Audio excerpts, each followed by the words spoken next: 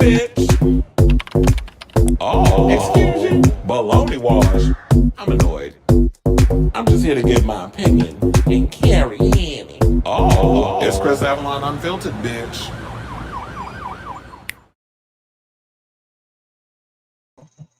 Well, hey everybody, what's going on? Happy Monday. It's your boy Chris Avalon, and welcome to a brand new episode of Chris Avalon Unfiltered, a show where we basically talk about all things going on in celebrity news, pop culture, whatever's trending on this here internet. We chat about it on this here show. So, before we get started with some of the topics that I have coming up on the docket, can you please do me a solid and hit that like button, that subscribe button, and also smash that notification button so that way you know when we go live with a brand new episode of Chris Avalon Unfiltered. And we do got a couple of topics we're going to get into today, including Brandy commenting on a potential I Know What You Did Last Summer Requel return. Drew Barrymore's show has been renewed for season 6, and apparently people got an issue with her because they say she get a little too close to the guest. So we're going to talk about that. Plus, Ben Affleck, child, ever since, Bennifer filed for divorce, apparently there's a lot of tea coming out, and it looks like that Jennifer's team is the one that's working in overdrive trying to make her look like the sensible one and Ben being the messy one. Because apparently they said that, that documentary that came out, The Greatest Love Story Never Told?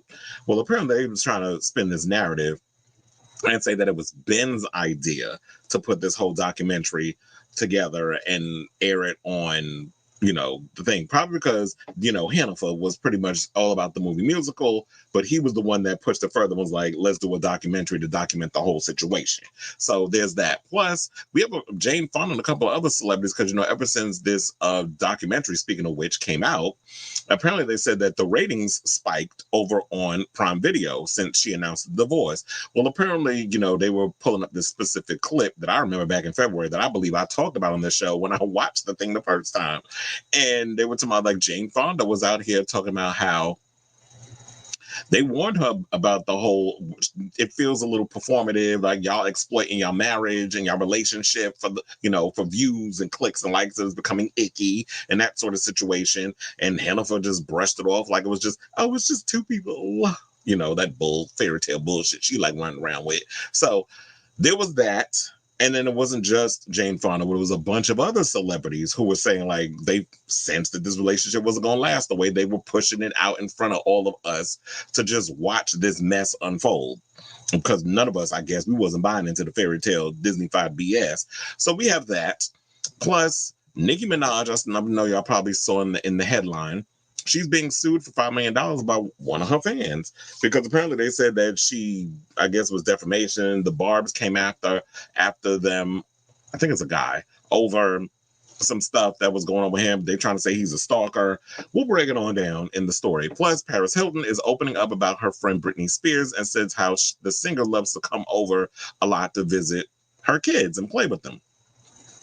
Now, Tom Cruise, child, now we've been talking about it for the longest, how he is no longer with, he no longer gives credence to Suri because of the whole situation. I guess, when Katie Holmes was smart and she used her daddy to help her escape the compound known as Scientology.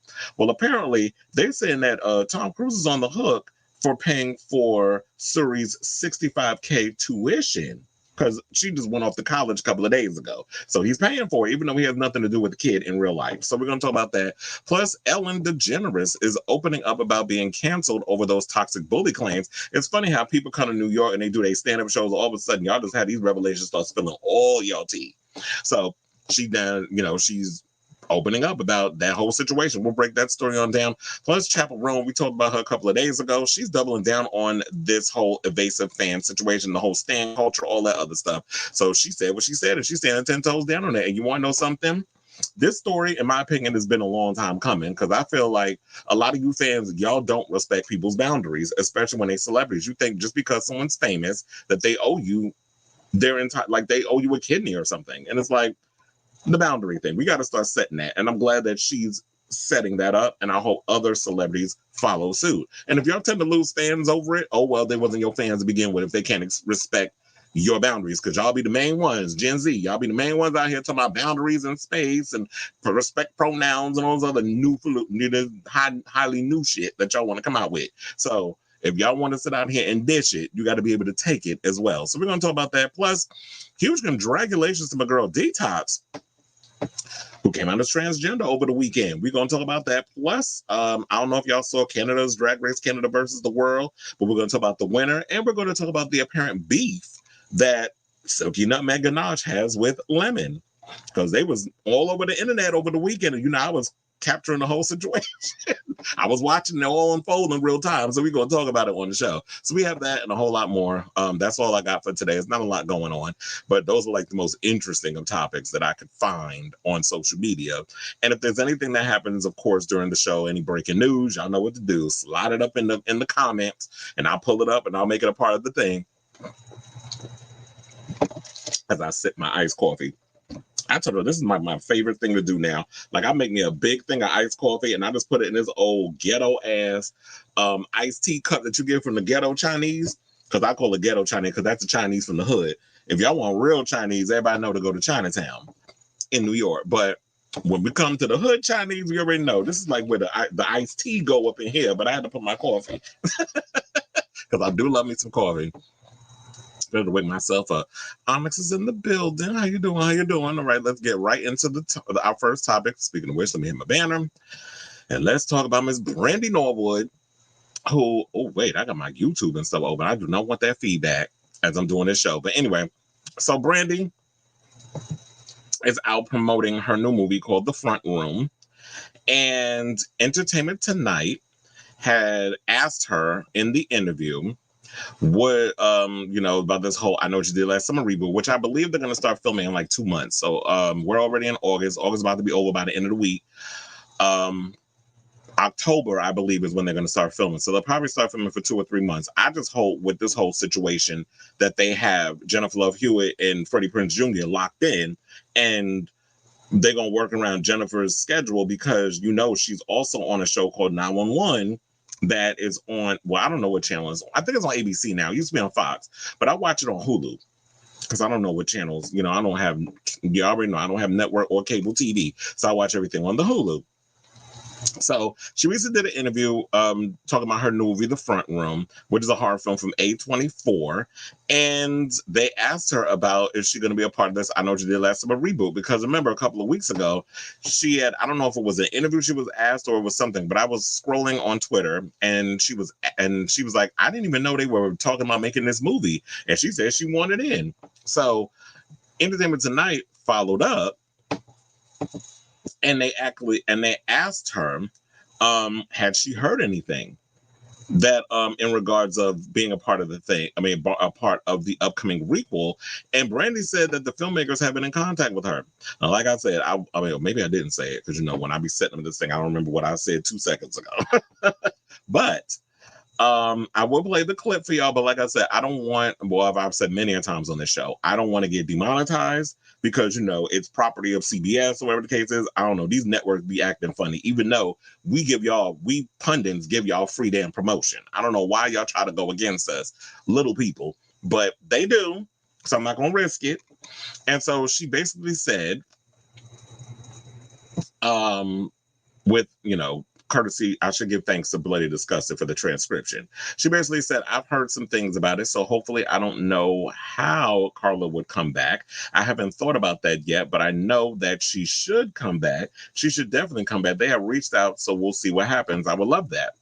And the movie is going to be directed by Jennifer Caden Robinson, who did a film called Do Revenge. I believe that's also a horror film. I'm trying to remember if I've actually seen that. I may have to look that up. I watch a lot of movies, but a lot of times I forget the names if I haven't seen it in a long period of time. But we don't even know what the movie is going to be basically about, but we do. But I have heard that it's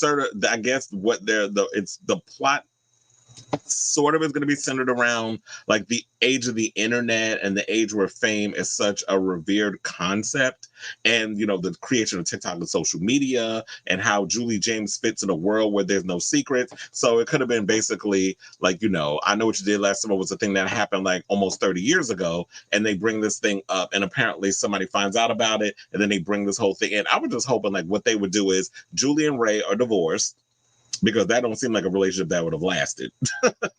because of the trauma and all other stuff. And Julie is somebody, I guess, who's been, even though she defeated Ben Willis, that it has affected her mental health in some sort of way. And she's kind of just been secluded, living her own life. She's a single mother. She probably has butts heads with her kid.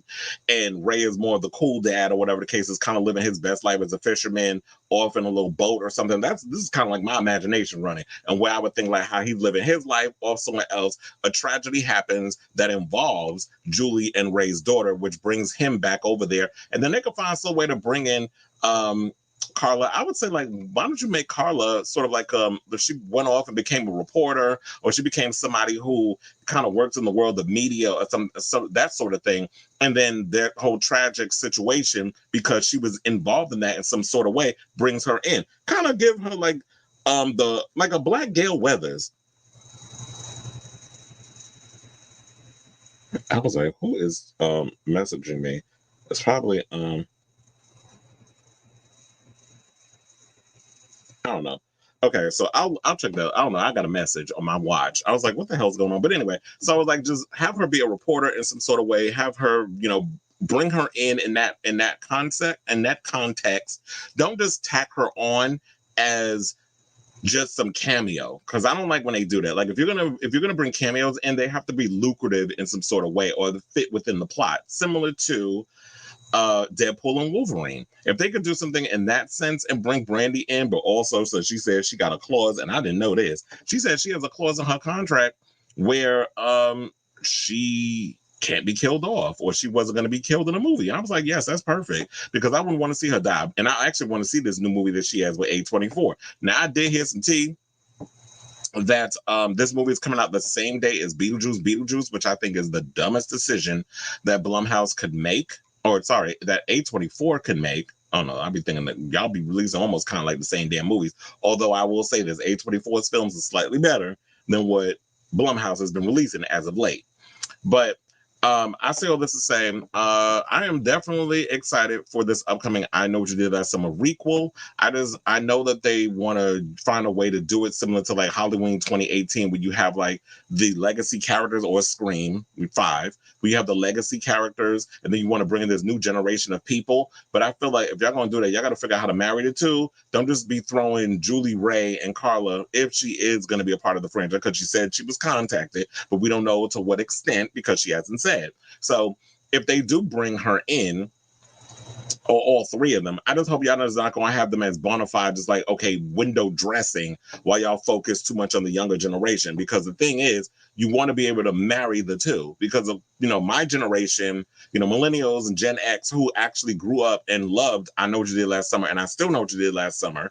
We don't want just some fan service BS while y'all try to pander to the younger generation, who really don't have a respect or even like a attachment to I Know What You Did Last Summer. Yeah, you want to pass the torch, you want to bring in the next, you want to keep that, revive the franchise or do whatever, but you don't want to just like, okay, so those of us who actually grew up and loved those movies, we go to see this film, and then it's like, okay, so now I got to sit here and try to relate to these fucking kids who are probably all four of them annoying.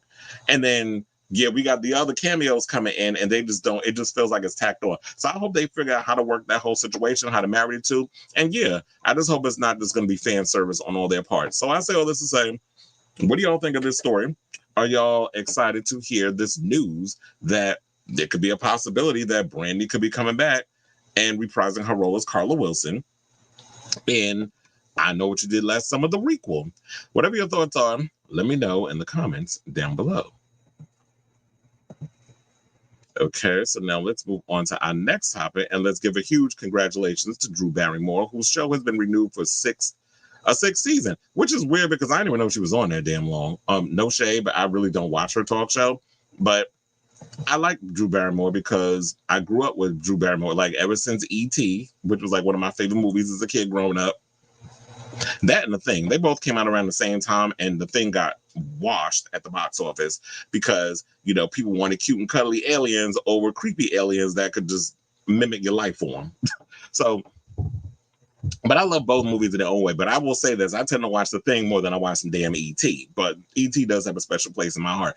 So I've always been a fan of Drew Barrymore, E.T., Firestarter, so many other movies that she did growing up. Of course, Casey Becker in Scream, bonafide, one of my all-time favorite cameos in a horror movie of all time. And what else? In Charlie's Angels, like she's done so many amazing films. Never Been Kids, Josie Grossi, you know, I Just Live for Drew Barrymore. So she has reinvented herself as a talk show host. And yeah, she's been on for 6 seasons. But apparently, you know, with the 6th season illuminating around the corner, apparently people are mad at her because they be feeling like she gets a little too close to her guests. And they're calling it cringe. So, she did address the comments when speaking of ET, they did an interview with her, and here's what she said. She said, I'll try to practice physical distance, which is not my strong point. This is what she told Entertainment Tonight when asked if what she has in store for her audience in the future. Now, ET then cut to a viral moment from Barrymore's show last December when she caressed Oprah's arm and held her hand as they chatted. So y'all can see the pictures up here where you see on the right, basically you see Oprah and her holding hands, and then she's all up on Austin Butler, who's got a girlfriend. Like he ain't, you know, trying to sleep with her or whatever, but some people just find out it's cringe. And so Barrymore, you know, explained that she started the show during the pandemic, saying it was hard for her, saying I was alone in the studio. I like to be around people. Now, when ET reporter commented that her closeness with the guests is his favorite part of her interviews, not everyone's favorite, but I'm sorry to those people. Many called Drew's lack of personal space with Oprah cringe, but Oprah defended the moment, saying I was actually confronted by this she said, I was actually comforted by the stroking of the arm. This is what she told TMZ last December. I went home and told Stebbin, you got to stroke my arm. Stebbin, I need to be stroked on the arm. It's so comforting. No, I was not uncomfortable at all. I've never seen her do that, but I thought it was endearing. And I think that's what, you know, a lot of people don't realize, you know, but everybody's talking about boundaries. When I said earlier, y'all was, you know, Gen Z up in here, boundaries, you're in my space, it's too close. And, you know, it's just like, to me, I don't think that it's necessarily a bad thing. Me with the whole, the distance from people, I just feel like it's just, body language to me is something that's very important. And when you're someone who is so far away from me, if I'm having a conversation with you, I'm not saying that I need to be on top of you while I'm down there about to shove my tongue down your throat, but there needs to be a point where it's like eye contact is important. If I'm leaning in, that means I'm engaged. If I'm touching you, it's basically saying like I'm really connecting to you and I'm really trying to understand where you're coming from, and just know that you're in a, you know, the touching of the arm or whatever the case is, that's actually a sign of you're in a safe space. I'm not here to do a whole, you know, Wendy Williams swoop down where I'm gonna make you think that you're in a place of comfort, but then I'm gonna come with the left hook and surprise your ass with the bomb drop. Like, that's not what this is. To me, I look at Drew as someone who is just positive, who tries to give this positive energy about her that seems like she's always happy-go-lucky, very excited and loves what she does. There's too many people that just be going through the motions and always just, and especially in a world where everybody's so damn angry about every little thing. People walking around with attitudes, people walking around just pissed off at life. I try not to have that kind of energy about me anymore. When I was younger, I used to just be angry at everyone, everything, and just whatever was going on. And that just goes to show, like, you know what? I just wasn't happy with who I was on the inside. So I decided to flip that and change it and just be like, you know what? Even when I've come to the realization to learn that those people who have that negative energy coming towards you, that's not about me. That's their burden that they got to deal with. That's whatever energy or whatever situation they got going on over there. And I can't let that be a burden on who I am as a person. So maybe in the future, I guess that, she would have to ask for permission and consent. But if you got to do all that on camera every time, to me, that takes away from the situation. Or I guess what it is if celebrities got a certain problem with it, I'm sure their team or whoever comes on her show will let her know that they're not comfortable being touched, that they don't like that whole, you're too close, you're too, that sort of thing. It is sort of like people just love to take the fun out of every damn thing that people do. If people smile too much, if people are too happy, y'all got a problem with it. If people are too negative, you got to, no, they live for that. Because we already know it's like when people are so damn negative, y'all get more views than people that actually try to be positive or bring positivity into the world, because I guess that's what people like. Misery loves company. So to me, I don't think like it's necessarily a big deal. When you talk about something that's cringe, no, cringe would be if I'm sticking my fingers in between your legs and straddling your genitalia while I'm having a conversation with you. That's cringe. That's a little over the top. But if I'm actually on close to you, and I hope it's like, one thing you gotta worry about is like you gotta make sure the breath is on point too, because you don't want to be too close to people that you smell like you ate a bag of shit. So just be mindful of that. And I was like, it took me a second to figure out that was Christina Aguilera that she's next to in this picture. Because I was sitting there looking, I'm like, is that Lisa Gibbons? Remember Lisa Gibbons back in the speaking to ET? She used to be an old reporter back, not an old reporter, but she used to be a reporter back in the day on Entertainment Tonight. She used to do a lot of gossip, reporting and stuff. She's giving me Lisa Gibbons on the side. So I was like, looking at X10, I'm like, I didn't even recognize that was her. But yeah, so to me, I just feel like this is much ado about nothing.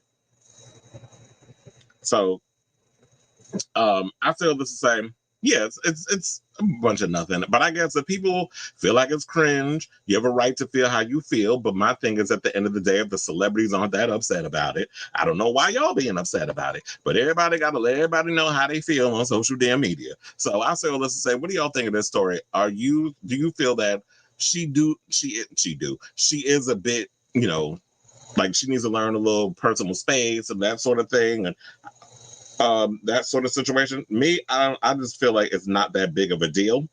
So let me know what you guys think of this story in the comments down below. Okay, so Robert is in the building. Yes, bitch, you're late. Now I'm just playing. It's hi, sorry, but I didn't know the front row was coming September 6th. Beetlejuice comes out on that day. Brandy movie is gonna flop. A24 is asked for a disaster. And you said, and that's what I was thinking too. It's like, yeah, Drew Barrymore is a flower child and hippie energy. Like I said, a hug from Drew might give you her vibes of energy.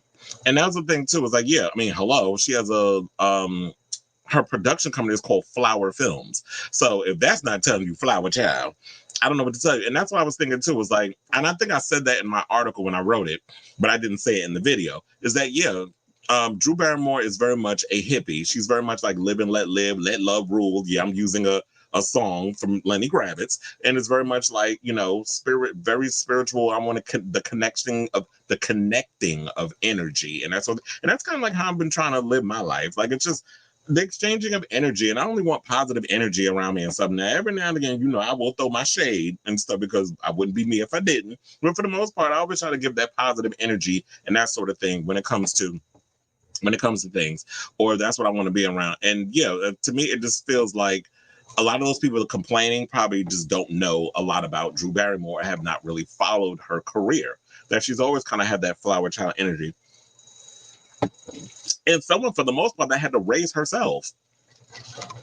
Which is why I seen that clip of her when the cast of The Facts of Life, minus Kim Fields, which makes me think she was the one that put the kibosh on that reunion. She was pretty much said the reason why she related with The Facts of Life because it was these young girls who pretty much were raising themselves with the help of Mrs. Garrett. So that's what she could relate to because of her family dynamic. Like a lot of exactly. She was clubbing, like she was 8 years old at Studio 54. Like she's had to grow up pretty fast, where she was a child around a lot of adults, and that's because of, if y'all don't know about the Barrymore legacy, the fact of like she comes from a lineage of Hollywood superstars, and I believe her grandfather or something or another was a studio producer. Her mother was a hot ass mess, and she said she loves her parents or whatever. So Drew Barrymore is someone who is, you would consider her a nepo baby, but for the most part, I think when my generation, we were growing up with Drew Barrymore, we didn't really know any other family members that were in the business as actors except her. But yeah, John Barrymore was somebody who was prominent in the movie industry. So, oh yeah, you mean when she flashed her tits? I mean, who do you think was the craziest David Letterman appearance, Drew Barrymore or Madonna? Because they both were a bit controversial in his show back in the day. Yeah, which explains why she was heavily into like. I'm trying to remember. Was she heavily? I know she was drinking and all that stuff back in the day, but yeah, Drew Barrymore was doing drugs. But I'm glad she got her shit together. Yeah. Well, I do agree with that. I feel like Gen Z started that whole Nepo baby crap. Back in the day, we could care less. We all knew that there was always somebody who came down the pipeline that was related to somebody that got in the business. And we didn't care. As long as your ass had talent, that's all we cared about. But I think it's because of social media now that more people are, that we're getting everybody's opinions on stuff versus back in the day. I guess we didn't have access to celebrities like we do now. But anyway, let's move on and let's talk about Yennefer and this whole situation going on with them. So we got more tea that's been spilling. Now, there was a story that came out, I think it was yesterday, that Yennefer did have a chat with Ben about how they're going to go about the whole divorce situation before she filed, which does make sense. And it probably makes sense also why the timing, because on his birthday, she went over to visit him. And then there was another time, I believe, that she went to the house and visited him and that sort of thing. And then I think that's when she was getting all her ducks in a row with everything and letting him know. So it wasn't like a bomb that she just dropped on him like, okay, well, since you don't want to, your ass don't want to cooperate, I guess we getting a divorce and things of that nature.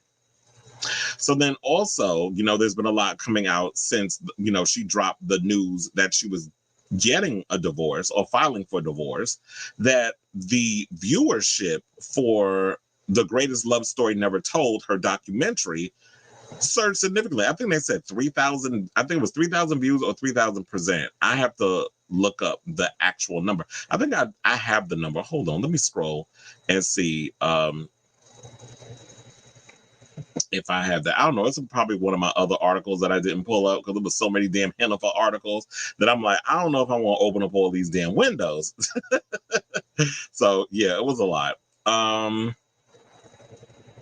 But anyway, that's neither here nor there. Just know the fact that, since she filed, the numbers have skyrocketed in viewership over on Prime Video, which goes to show that y'all are messy as hell, because it took this situation for y'all to it took her to file for divorce for y'all to go over there and pay attention to her stuff. Is this mean that the numbers are going to actually go up on that album? Like, y'all really going to listen to the record and want to know, like, okay, what went wrong? Or am I asking to? It's like, oh no, nah, don't push it. We ain't going to actually listen to the music. We're going to watch the documentary and try to look for the clues. But if you actually think we're going to sit through that whole damn This Is Me Now album and listen to them struggle vocals, and, in regards to her professing her love for Ben, I was like, sir, we're not doing all of that.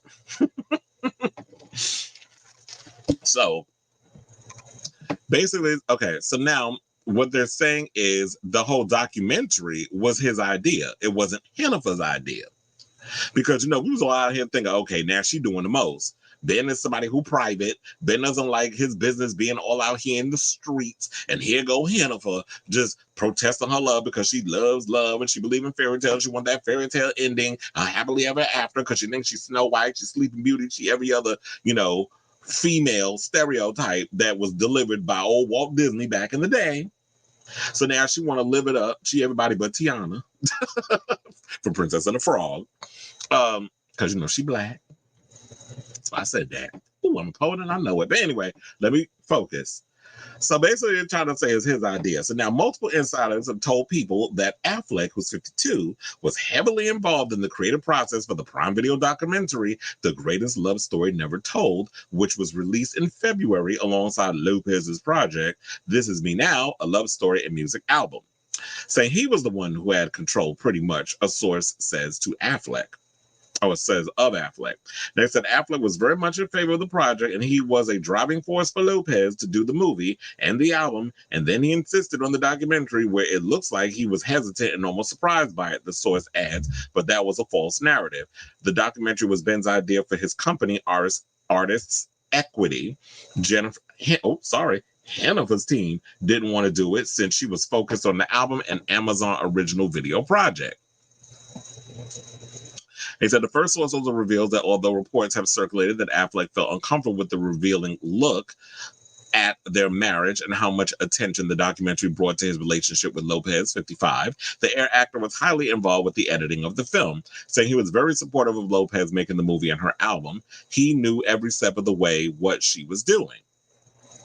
Adds the source. He loved the movie and album, but when you look at the doc, it looks like he's surprised by it and not signing up for it. He was playing the role of playing the regular guy, and meanwhile, he was the engine in back of it. And you know what? If that is true, then Ben, you ain't shit. Because first of all, how you gonna leave Hennifer out there? And I'm not saying she innocent, but you know what? We got to give everybody the benefit of the doubt when it comes to situations. How you gonna leave her out there behind dry in a situation, making it like, oh, she was doing the most, and you looking, duh. I don't know if I want to go along with this whole thing of us putting our whole business out there. I just thought you were going to do the album in the movie musical, whatever. I didn't know you were going to have the camera all up in my face. I mean, there was even shots of the damn thing where he was holding the fucking camera. And unless she had you at gunpoint, you could have at least said no. I mean, first of all, ain't nobody pussy that damn hypnotizing, male or female. Or maybe I'm just too strong of a person that it's just like, I don't get so caught up in cloud nine when I'm in love with somebody that I can't have a mind of my own and just be like, you know what, I'm not really comfortable doing this. Like, I'm not gonna be no doormat. And to me, Ben seemed like he tried to play with the regular Joe Schmo doormat, where you're gonna leave her out here high and dry. Like, if you're doing that, then Ben, you a bitch for that. And to me, I just don't think it's right that that's what you're doing for her. Now, I know I pulled up the cheerings, and there's a reason why I pulled up the cheerings, because there's another report that came out from people where they said that while Hennifer has maintained a close relationship with Ben's 3 kids, the actor has not kept in contact with her 16-year-old twins, Max and Emmy. The Henny from the Block singer is still close to Garner and all 5 kids, the source says. The Gone Girl actor, meanwhile, is close to his 3 children, but has not been in touch with her kids. The fact that he has not seen her kids in a long time, it's like he left, but she is especially close to his kids. This is what the source continues, citing Lopez's attendance at Samuel's graduation ceremony in June and Violet spending a week with the singer during her Hamptons vacation in July. But she's also close to Mark's kids from his previous relationship. The source adds of the 4 children, the Vivir Mi Vida singer, 55, welcomed prior to his relationship with Lopez. Well, wasn't there stories that while he was with Dayanara Torres, that he was also laying low and spreading it wild with Hennifer? I remember that story. But look, they managed to make the whole situation, the blended situation, work. Whatever, how y'all do is how y'all do, but y'all all messy over here, quiet as it's kept. And that is that, as a source, she keeps in touch with the children, and she's a good mom. So it just goes to show, like, in my opinion, with all of this coming out, it just feels like to me that Hennifer's team is doing damage control. First, they're saying that her team didn't want to do the documentary. If that is true, I need evidence. Like, y'all had evidence for every damn thing else. Y'all put all that footage up in there, that embarrassing ass scene where Hennifer is trying to get her team to call these celebrities to appear in her movie musical, and they all was like, they busy. No, they knew they wasn't trying to be up in that bullshit ass project, because they knew the hot mess that it is. So I ain't gonna be a part of this mess. But you know what? Jane Fonda's a better woman than me, because even though she knew the shit was a mess, she appeared in it as one of the astrology signs. We're about to get into that topic in a second.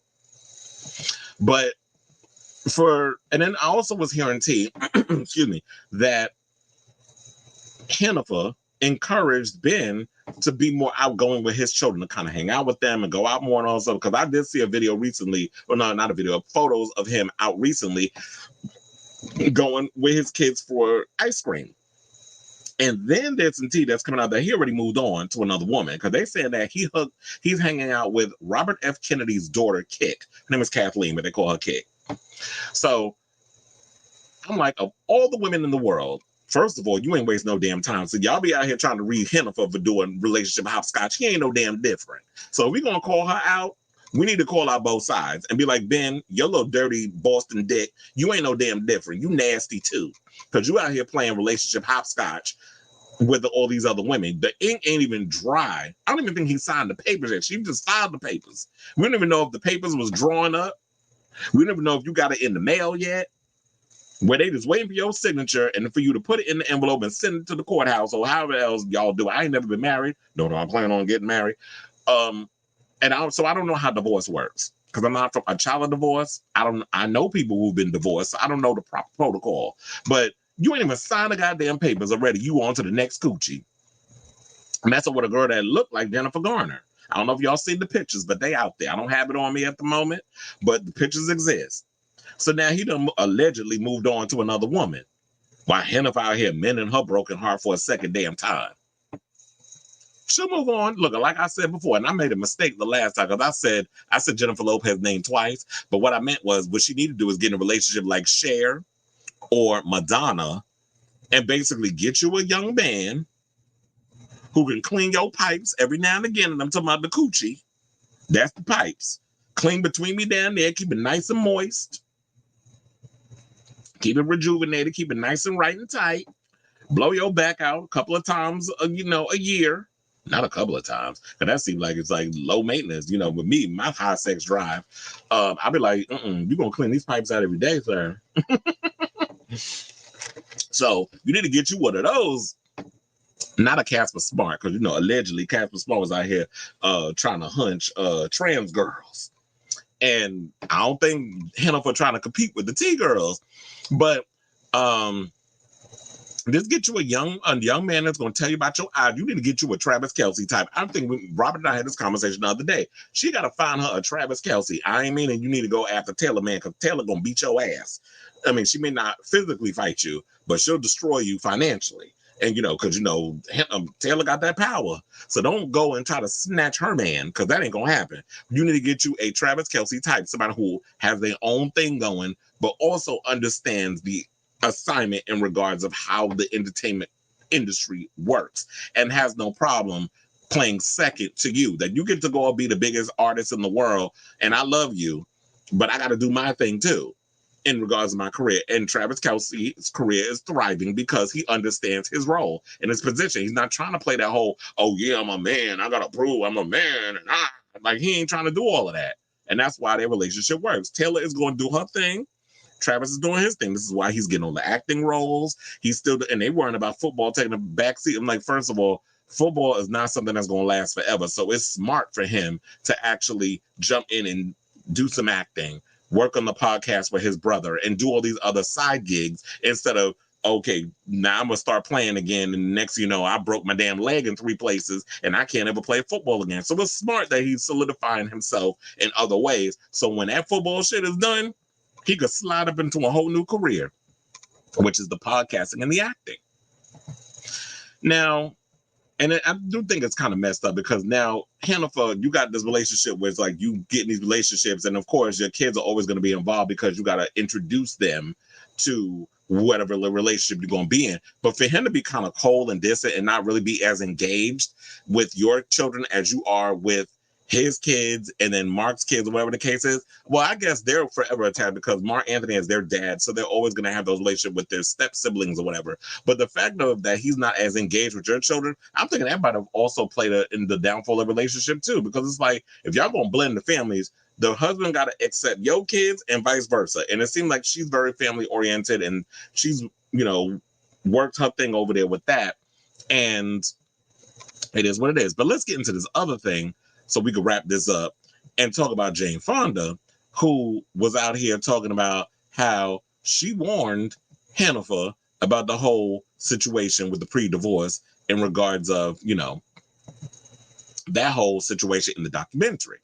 So while it's being reported that Hennifer's The Greatest Love Story Never Told has seen a huge spike in viewership on Prime Video 24 hours after she announced she was divorcing Ben, after the whole 2 years marriage situation, a clip of the doc revealing Jane Fonda raising concerns about their rekindling have been circulating online. So after the 55-year-old filed a divorce, Ben Affleck, after 2 years of marriage on Tuesday, a conversation between Lopez and Jane Fonda have resurfaced. In the Prime Video documentary, The Greatest Love Story Never Told, there's also a reason why it's never been told. Prime example. Fonda told Lopez, I want you to know that I don't entirely know why, but I feel invested in you and Ben, and I really, really want this to work. Once upon a time, Fonda played a role in Lopez's disapproving mother-in-law because, they did the movie Monster Law, which I will say this. I don't like a lot of rom-coms, but back in the 2000s, y'all was releasing some funny-ass rom-coms.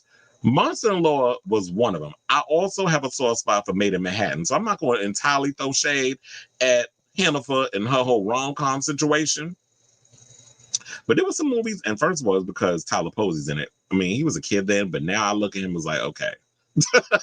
He's an adult now, so I can look at him. But back in the day, you were a little too little in that movie. But, and you know, I ain't trying to get in jail for no PDF stuff. But now that he's an adult, I can look. It's like with Zac Efron. But anyway, oh wait. Well, Zac Efron and I aren't that far off in age. But anyway, let's focus.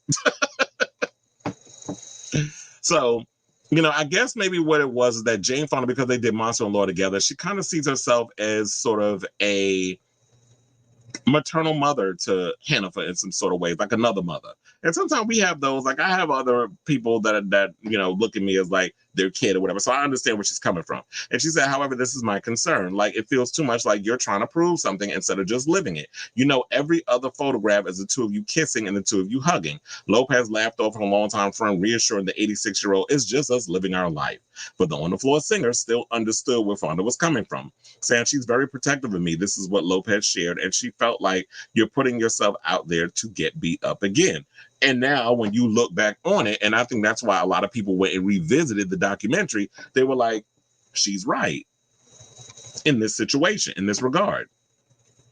So they said so protective that ahead of filming her scenes at Sagittarius, and This Is Me Now, Fonda had a stern discussion with Lopez about Affleck's behavior, including paparazzi pictures that showed the 52-year-old appearing sad alongside his wife at the 2023 Grammy Awards. And didn't we have this conversation the other day where I was like, that's when people started looking at it when they were in this intense conversation at the Grammys. They came back from commercial. I don't even think Ben and Jen realized that the camera panned on him, but you know, because their relationship was fresh and everything, you know how the Grammy people do. If Taylor Swift is in the building, they're gonna have the camera on her all damn night because ratings. If Hennifer shows up, they're gonna have the camera on her. If Beyonce and Jay-Z's in the building, of course they're gonna focus on the top 3 pop stars in the world. They're gonna pander the cameras to them all night. So you got to be on your P's and Q's when you can't give away stuff. But you know, Ben, it's hard for him to do that. So it looked like there was an intense conversation. When the cameras came back, it's kind of like she gave the signal, oh yeah, we back. Like we got to stop, whatever. Ben was probably just like, I don't give a fuck. Like he just doing whatever and just didn't care. So people started to clock it, including myself at that point. And then, you know, Lopez shook off the concern and said nothing. He was like, it's like I've become the symbol of the beleaguered man. So Fonda also spoke with the longtime manager of the J.Lo beauty founder, Benny Medina, saying, I believe that everyone in the entire world is pulling for the relationship in this love. And the idea of how you present that is so, sacrosanct. Say it is important that it should be handled in a way that you aren't overly flaunting it. So much so that it creates any form of criticism or resentment. My biggest concern is that when critics or people start to come at her in any way. But Fonda, you know, wasn't the only one that had a situation. It was also, oh yeah, that's with them from Monster and Law and that sort of thing. Because I was like, yeah, when it comes to relationship and stuff, you got to keep that thing sacred. It's like, that's the one thing you got to keep about yourself. That's one of the things I will say I love about Beyonce. Like, we don't know nothing about her and Jay-Z unless she decided to put it in a song, you know, with the alleged cheating allegations. But that's probably what she should have did as well. So, Joy Behar was another one. I was trying to find that damn picture. I knew it was in there somewhere. So Joy Behar, you know, basically spoke about it as well. And this was back in May when she referred to Lopez's recent appearance on their show, saying, not that we want to gossip about people, we don't, because we're talking about a friend of the show. But that didn't stop the 81-year-old. When you go around shouting your love from the rooftops, it gets tricky when things don't go well. My advice is keep your mouth shut. I don't even tell my second husband, Steve, I love him in public. I don't say it in private either, but still telling everybody how much you love each other and writing it on Instagram and Facebook, and then you get a divorce and everybody says, oh, you see? And once news of Lopez and Affleck's divorce hit, now, you know, these are the last two that should be talking about anybody goddamn relationship, but let's get into it. Amy Robach and TJ Holmes recalled the conversation they had with the former Good Morning America co-anchor, saying on Wednesday's episode of the Amy and T, is anybody still listening to that? Anyway, let's move on. They shared that they were on air alongside anchor George Stephanopoulos for Lopez and Affleck's wedding day. And it turns out he saw the split coming. They said, you came in and you were like, this is such a great story. 17 years in the making, Robot said to Holmes, knowing that they both thought that Lopez and Affleck's relationship was a fairy tale at the time. Well, I guess maybe because y'all was in cloud nine, because y'all was out here laying low and spreading it wide with each other while y'all was in relationships with other damn people. Saying we were excited, like genuinely happy for the two of them, she continued. George Stephanopoulos, however, rolled his eyes and said, I give it 6 months or something to that effect. I mean, it was probably the correct way to look at it. Well, look, it probably was less than 6 months because remember, they said that the whole splitation happened like on the night of their honeymoon in Italy. But then again, how y'all out here spilling George Stephanopoulos tea? They out here, oh, I guess because y'all fired from Good Morning America, y'all want to be out here snitching on people. They said Holmes disagreed with Stephanopoulos' opinion. Saying we talk about everybody loves a love story, but then we have a very difficult time being happy for people who are in love, he shared. That turns us off to see somebody else so happy. And then we get so invested and almost there's glee in someone else's demise and that pain. This is what Holmes told listeners. Somebody who said, I'll give it 6 months might be saying now, I told you. We can't sit back and say, ha ha, I hate that mindset. No, first of all, now you're making it seem like George is a damn hater. And I don't agree with that. Like, y'all sitting here, because quiet as it's kept, we could say the same thing about y'all. And the fact that y'all are messy asses and how y'all got in a relationship with each other. Y'all should be the last ones to talk about love and fairy tales and shit when y'all a bunch of damn philandering fools. And yeah, I'm a little cold-hearted in talking about because I don't like them too. Basic asses. But for the most part, it's like, no, George Stephanopoulos is somebody who's been in a relationship with his wife for a long period of time. Damn, I forgot her damn name, but she's a comedian. You know, she also was a personality. But for him to say that, it's like, no, I've been around the world and I understand, and I'm a lot older, so I know these things. Same thing with Joy Behar and Jane Fonda. They're women in their 80s. They've lived many a lifetime on this earth. They've been around the world and not saying they hoes or anything, but they know what it's like about relationships and knowing what you need to put out there versus not being put out there. And yeah, you could talk about how you finally found your Prince Charming and stuff. That's great and all. If somebody asked you for an interview, but to make a whole album about it, to make a whole documentary about it, to make a whole movie musical about it, and to just shout it every damn way, it's not like you living your life. You're exploiting it. There's a difference between living your life, and there's nothing wrong with being in love with who you're in love with. It's like we see, let me use them as an example again. Travis Kelce and Taylor Swift, they're out here living their life and doing what they're doing in the public eye. They're not exploiting their relationship. It's everybody else exploiting it. The media, the NFL trying to take advantage and exploit it for their own financial gain. We got the music industry trying to exploit it for their own financial gain. And to me, it just seems like we see Taylor and Travis are not out here shouting their love from the rooftops and making a whole exploitation little project about it. Even though, yes, it is true that Taylor does use her relationship stuff as fodder for her music. But we haven't seen her do that with Travis yet. If she has, let me know in the comments. But she's not out here doing it in a cringy way, the way that Bennifer is. So I say all this today because I know this is a long one. I wasn't planning on it being a long one, but it was like me trying to bring all this stuff in here to just tie it all up. I just feel like at the end of the day, you know, people tried to tell her in the situation, she didn't want to hear it. They were trying to tell her, keep it close to yourself. Don't be out here exploiting your business and all this other stuff. But Bennifer has the habit of not listening to the warning signs. You know, she was advised not to make the movie musical and the documentary as well as that horrible ass album. But she's stubborn as a mule. She's a Leo, that's why. And she wasn't going to listen to the people about her career decisions. Why would you think she would listen when it comes to her relationships? So, you know, when you there are aspects of your life that you keep to your, you know, is in the public eye. There has to be that one thing that you have to keep sacred. And then you have to agree to it on both terms. And to me, it was like, yeah, Ben is an introvert, Bennifer's an extrovert. That can work in a relationship, but it could be tricky in how you try to make that work. But exploiting a relationship, you know, for financial gain and exploiting it, you know, or I should say disguising it as some sort of Disney-fied fairy tale, in my opinion, is a recipe for disaster. And it's no shade, but I may have said this many times, but Ray Charles saw the demise of this relationship coming a mile away, and he both blind and dead. So The moral of this story, I will say, is, as I said earlier, listen to your elders because they know. And for those people who are truly concerned about you, we'll give you the wisdom. But at the end of the day, you got to be the one that listens to said wisdom and want to take that into heart. So I say all this to say, what do y'all think of this story? Do y'all believe that Ben had actual control over the documentary? He came up with the ideas. He was the one that was giving a lot of creative input, but then tried to play this whole, oh, well, I'm an introvert and I don't like my business being out here and you leaving Hennifer out to all high and dry? Or do you think it's her team trying to play damage control because Hennifer, quiet as his kept, is not well liked?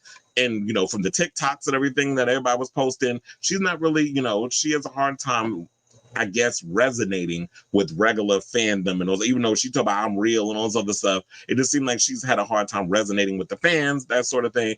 And it just feels like they're trying to dump all this on Ben, and Ben's not gonna come out and say anything because Ben is not somebody who likes public speaking. He doesn't like promoting things. You know, they have this movie that they have coming out. I think it's called Unstoppable that she's starring in. It's produced by Ben and his best friend,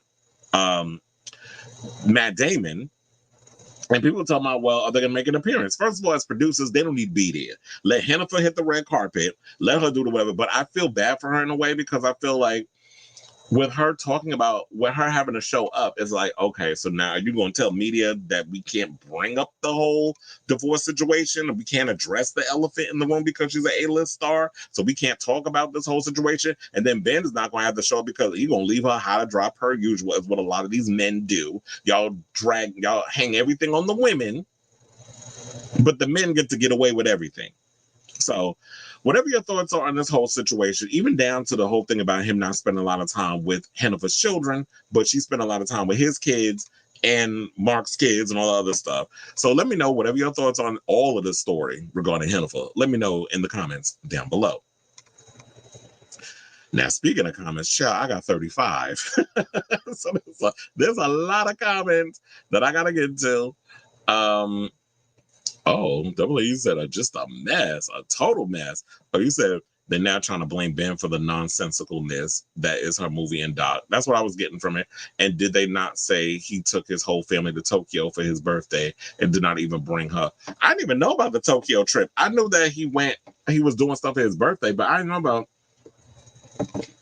that. I also knew that he's been hanging out with Jennifer Garner. They were trying to make it seem like him and Jen get back together. No, Jennifer is very happy with the man she got. She is not trying to mess that up. Not for no messy ass, drunk ass, substance abuse ass having Ben. She ain't doing all that. So there's got to be something going on with all of that. I do not think that. I feel like it's her team trying to do damage control. Because they keep talking about these sources. These sources talking to people. They're talking, and you know, we already know that how people get their information because they do the same shit with the Real Housewives. When you see a lot of those exclusive stories from the Housewives, that's their team talking to them. So, and doing damage control. So that's what a lot of that is. So I do feel like it's her camp trying to clean up her image and throw it all off on Ben.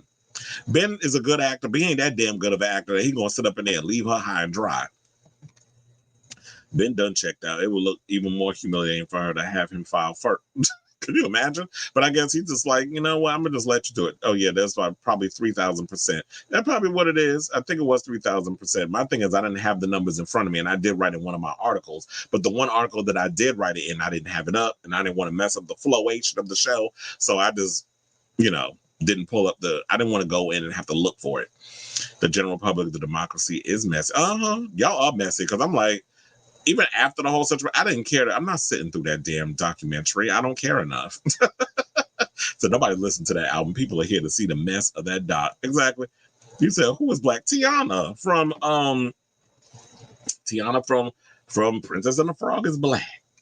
He said, I know damn well you were not saying. No, I didn't say her ass was black. I said Tiana is black.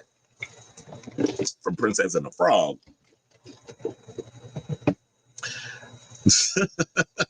Oh, that time when she said nigga on that I'm Real remix and everybody dragged her down to the floor.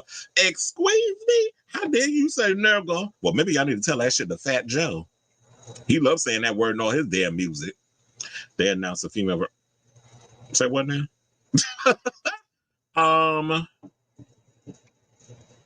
I'm not liking that idea. I love Fight Club. First of all, I like a lot of David Fincher's movies. I'm thinking because David Fincher used to also direct music videos. Fight Club is like one of my favorite movies. I love that movie with Ed Norton and Brad Pitt.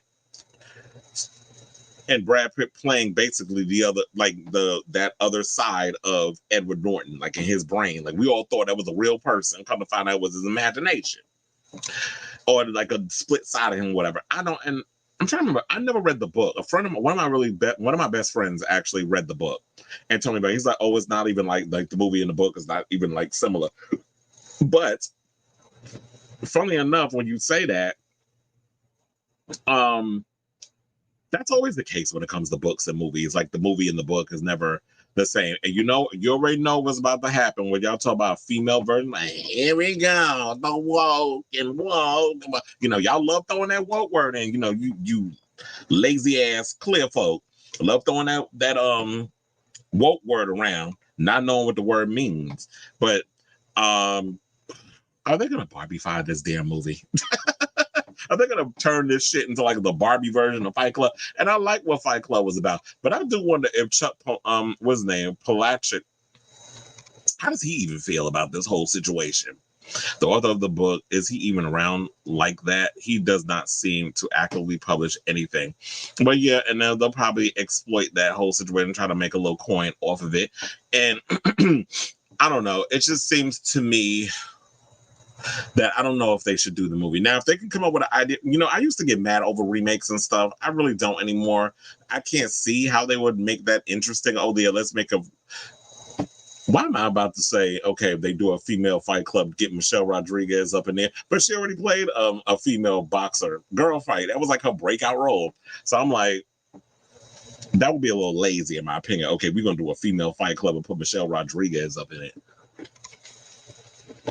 But look, if they can make it work, I'll check it out. But like I said, I used to get mad over remakes and stuff. But my thing is, okay, make the movie. The movie sucks. I got the original. The movie's good. I'll give it a gander. Same thing with this Crow movie that made no money at the damn box office. I think it made under about $5 million on a $50 million budget. So it flopped hard. We all knew it was going to flop hard, but we didn't know how bad it was going to do. We got the original Crow. I actually watched because I was so tired of all the Crow promotion. It's funny because they shoved that shit down our throat for 72 hours. Y'all didn't have no kind of promotion, no embargo reviews, none of that until the movie hit theaters on Friday. That's when we found out about the damn Crow movie. Promotion stuff. One of my friends even posted on something. He said, I didn't even know the movie came out. I said, yeah, because Lionsgate didn't believe in it. They literally held the embargo till 7:00, the first showing on Friday. And then people, like, when the critic reviews came out, they said, okay, this movie is terrible. FKA Twigs and them buck teeth she got, no kind of acting credibility. They was reading her teeth. This is not me throwing the shade. This is me watching some of the pundits. They were reading her on her overbite and talking about that she was miscast as Shelley. And I think if y'all going to do a Crow movie, you can make a Crow movie. But why got to be exactly ripped from what Brandon Lee did? There's so many different versions of the Crow that exist. Y'all got to tell one of those stories and not try to be like, well, we have to tell the story of Eric Draven and Shelley. Why does everything have to be what we've already seen? Give us something different. If you're going to remake something, that's what we want. We don't want a Xerox copy of what existed. We want a different take on that franchise that exists. We don't want the same damn thing. If that's the case, we could just pop in the 1994 movie, which is what I did yesterday. It's still on Prime Video until the end of the month, so I went over there and I watched it. But I also ended up buying it because I looked at the price on it. It was like $8. I said, bitch, if this shit is cheap. But actually, I think it was less than that. I think it was like maybe $6, something or another. I was like, wow, this is really cheap. So let me buy it now because I compare the prices. I went on YouTube. YouTube was trying to charge me $20. I went over to Prime Video. Prime Video had it cheap. I was like, let me buy it from y'all. And it was in HD. So it was like crisp. I could see every damn thing. And I seen over the weekend, Alex Proyas, who directed that movie, was dogging the damn movie on social media the whole damn weekend. He said, those children do not look happy. Well, look, they said Hannah was a good mother. They faces say otherwise. Well, look, we always see Emmy more so with Hennifer than Max. Max always in the shadow. I don't really know why we don't see him. You know what? I don't want to talk shit, but no shade. There was a video I saw one time. I don't want to diagnose somebody's kid, but Max looked like he on the spectrum. And that's no shade. I'm just saying. There was something that he did. I think it was like his mother wanted. What was it? I think it was in that documentary she did for Netflix. Or it might have been, I don't know if it was there, or there was something I saw. I don't remember exactly what it was. And Max got a little too excited. And I saw like Emmy had to like pull his hands down, like she was trying to control him in a way, which I'm like, just let a kid be a kid. It's the same thing like when I look at our future vice president, Tim Walz' son, where people was making fun of him and stuff on social media. And I was sitting there like, you know what? And I had this thought in my head. I'm like, do I really want to go there? But at this point, I don't give a fuck. People going to sit there and think like I'm going to be a certain type of way.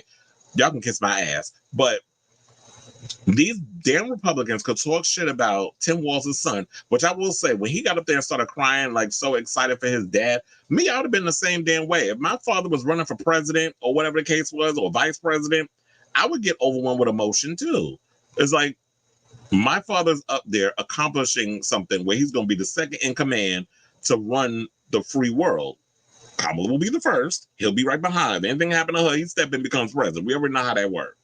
So if my dad was up there in that moment, I would have been crying too. But y'all could sit up there, man Coulter, that ugly ass bitch, could get up there and start throwing shade at a kid who has all kinds of, they said he got all these situations. He's nonverbal. He's, and all these other things that he's got going on with himself.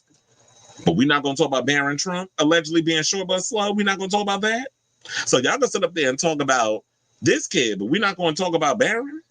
Y'all supposed to say kids are off limits. Remember that? Republicans, y'all say kids is off limits. So where's the line at? So it's Republican kids are off limits, but not Democratic kids? So this is what we doing? It's like, no. If you, they say, Michelle Obama said, when they go low, we go high. Although that speech she gave the other day, she said, fuck that shit, and dragged Trump and all them down to the floor. I'm taking y'all to the Earth's crust. We going below Hades. If there's a spot hotter than hell, that's where I'm taking y'all. I'm not classy in that way. I cuss everybody out. I windmill everybody. Everybody's family members getting dragged in. That's how we do in New York. We fight everybody. We don't just be like, oh no, that's a little boy, leave him alone. Like, you getting your ass beat too. In fact, I'm gonna pick you up by your legs and beat you, your mama, with your body. That's how shady we all out here. Y'all think Miami, y'all messy when y'all fight? You ain't seen nobody in New York. How we fight. Well, I guess they would say why would Ben get involved is because Ben is, once you get married to someone, they're a package deal, right? So the kids will be considered a package deal. So if I'm in a relationship with someone and I have kids and they have kids, we blend the family. That's like tomorrow. If Ricky Martin was to get a new man and he was in a relationship with someone, they got to accept the 4 kids along with Ricky accepting their kids. Y'all blending the family. If y'all decide to get a divorce, it's the gays, we got to do it too. Unless you want to be one of those people where it's just like, you know what, I'm going to be a single parent and just do the whole semination situation and just have my own children without a man being involved. And I'm going to just, I'm not even going to introduce you to my damn kid. And they said she need to stop bringing these men around her. I mean, I guess Ben ain't any man. But yeah, she need to kind of like, you know what? I'm surprised we're not talking about this with Madonna and her kids. She be having all these young men and she be bringing them around her children too. I wonder how they feel. So they said, why is she close to all those children that you do not know? You were polite to host Ben Affleck's daughter, who at the same time was your stepdaughter. I guess because, when she was married to Mark, she had to be cordial with, and they was together for 10 years. So when you have kids, because Mark, I believe, has 7 children. His new wife just had a baby. I think about, what was it, earlier this year? So when you are married to Mark Anthony and y'all been married for a decade, 2004 to like I believe 2014. Because she married Mark shortly after she got out that relationship with it's funny how she gets in relationships really quick. She shortly after her little breakup with Ben, she got with Mark. So it was like 2004 to 2014, they were married. So it was like a good 10 years. She put up with all of that. And I know as a Virgo, we are a lot to deal with. And Mark is a Virgo. That's why I'm saying all that. But Leo and Virgo, we relatively get along. I don't know about relationship stuff, but we generally get along. I have a lot of Leo friends. My father's a Leo. My cousins are Leos. I got a couple of Leo friends. But anyway, 10 years together. It's like, yeah, I mean, if you have kids from previous relationships, y'all should get along. But it does make me wonder how, I do wonder how is Mark's relationship with his children, because we don't really hear about them hanging out and all this other stuff. I did a TikTok video that's still getting a lot of traction over on, well, a video on TikTok about him with Emmy, not him, Emmy not going to her father's wedding, to his new wife. I don't think Max was there either. So I do wonder how close they are in the relationships. You say, you know damn well it was a high idea. Why are we hearing stories about Ben's parenting? Well, yeah, all of that is coming out. It's like, why should we know about how he raises the kids? And I feel like if there are stories coming out in regards of, but they did say that Bennifer had said Ben is a good father. He's very attentive to his children, that sort of thing. But these stories coming out saying it was her idea for him to be more engaging and outgoing and taking them out for ice cream and all sorts of stuff. Because we did see the pictures that people said that she was setting up where she was out in the Hamptons. She was going for ice cream, on doing her little bike rides, strolling with her daughter. With Emmy, because, you know, non-binary child. They, them pronouns. People was getting mad at me because they was like, why does that have to do anything? Because that's how they identify. If Emmy identifies as non-binary, we got to respect that. That's how they identify. I also believe that one of Ben's children is non-binary. I think Serafina. Every time I think of Serafina, you know, I think of that movie and the play with Whoopi Goldberg was in the movie. She played the teacher that got shot. But I remember Serafina. I remember when I was a kid, I wore that damn album out. It was because I was obsessed with like Africa and the music and all that other stuff was coming from there. I know it's like another part of myself that I don't really tell them about. But yeah, it was like when that Serafina album came out, I wore that damn record out. Like my parents, because they went to go see the play. I didn't get to see the play as a kid. I guess based on the subject matter and stuff. I did see the movie, but they bought the album when they went to go see it on Broadway. And I remember when that album came out, I was like, and then because my parents had a record player, I remember I used to play that album until I couldn't play. I mean, I think they still have it at their house, but when I remember when that album came out, I wore that damn album out. Because I thought I was obsessed with like African music.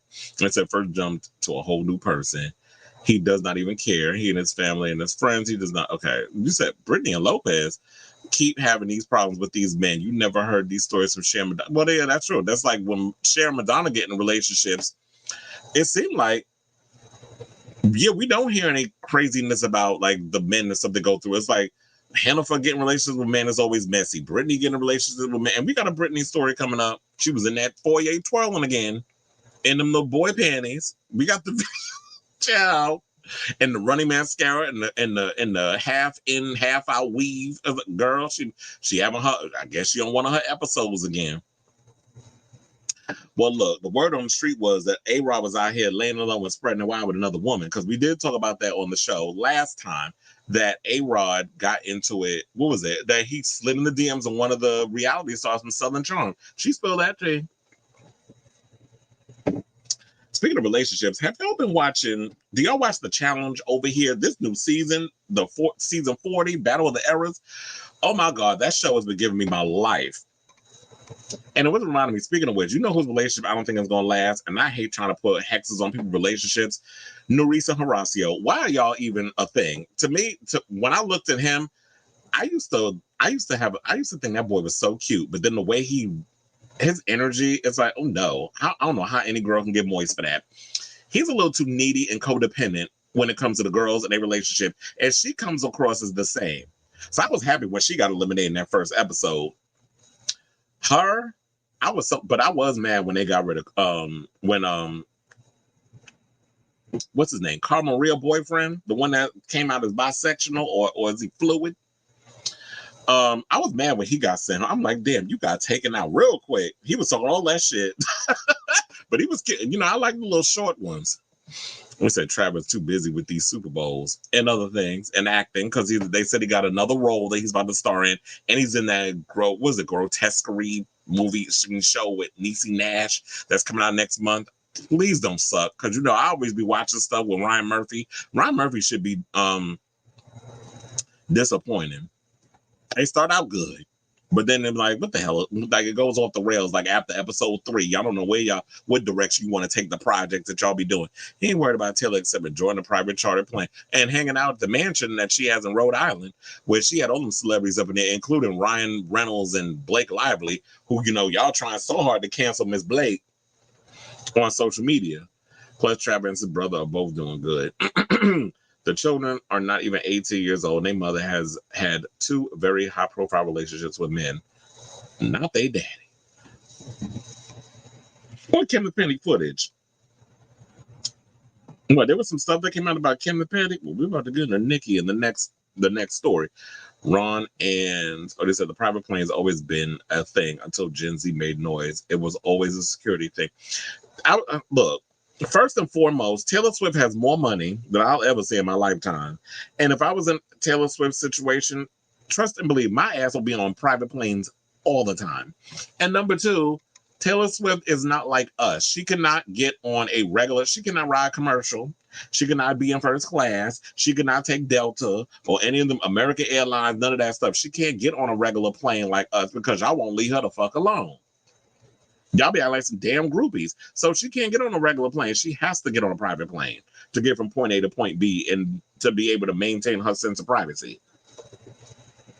Like when we get into this story later on with Miss Chappell Roan, a lot of y'all act like that you have that. How dare a celebrity want privacy? How dare a celebrity want to do their own thing? If you're out in public, I have access to you. I have a right to get a picture. I have a right to invade your space. I have a right to know your whole itinerary for the day, which I was hearing that the other day. People talking about they know her whole plane schedule. I'm like, do y'all have a fucking life?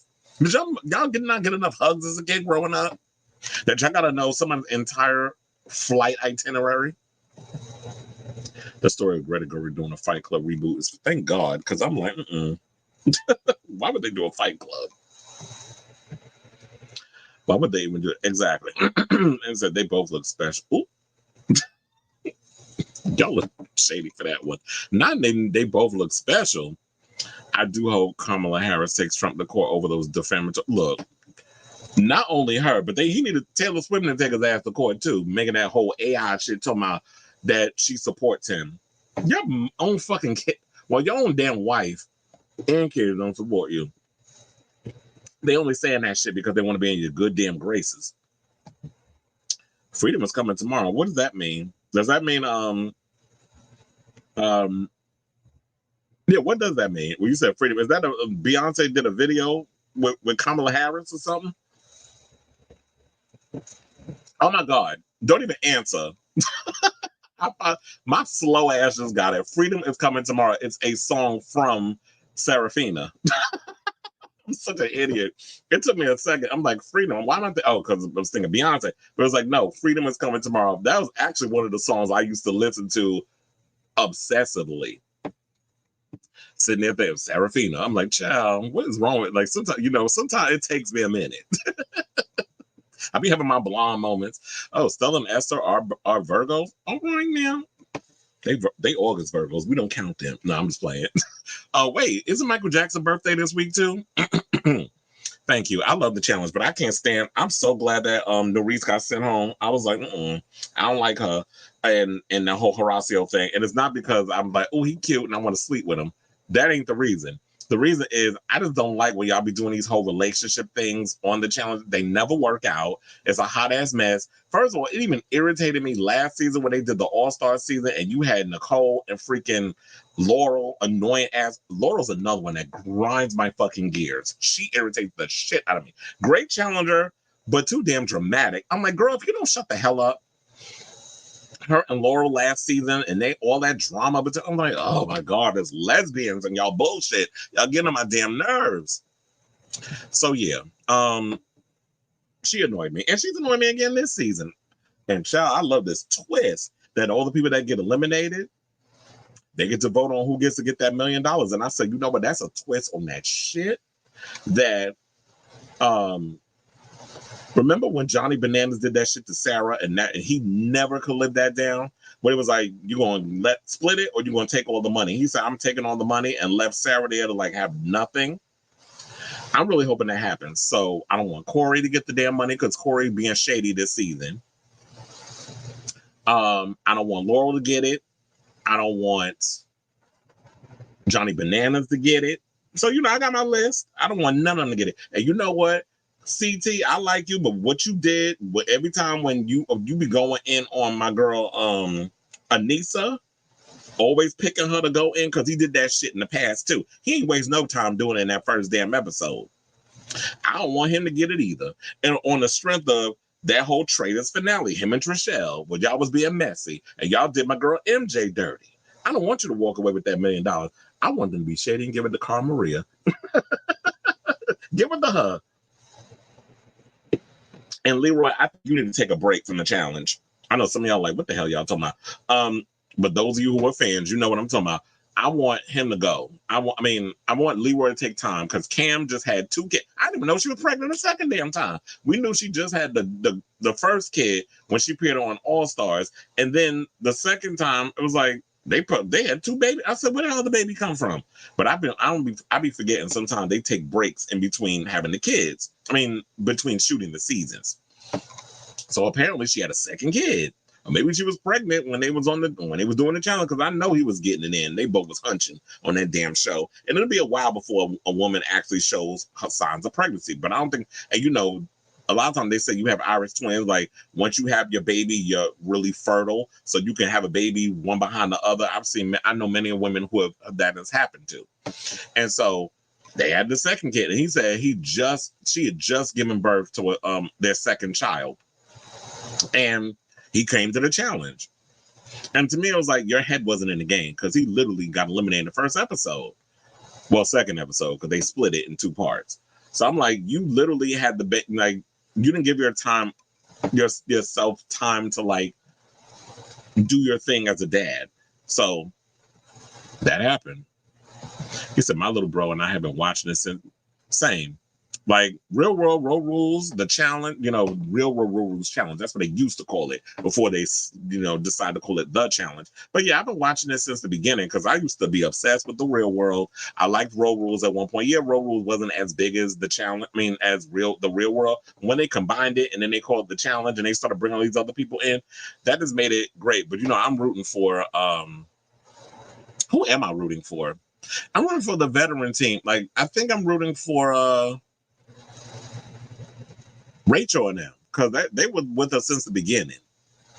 I kind of am also rooting for Johnny Bananas team, which was like be the team 2, but I don't want Johnny and Laura to get the money, so I want to give it to the old school people. Like give a little coin title to Rachel. Oh, you said it's on Conscious. What's on Conscious TV? The challenge? Or wait, you said not even. Yeah, when he was questioned by the police for. Oh, you're talking about the footage of Nicki husband. I may have to look that up. It said, you laughing. You said I miss bitch. Let me tell you, because Robo Acid was my favorite Real World season. There's so many.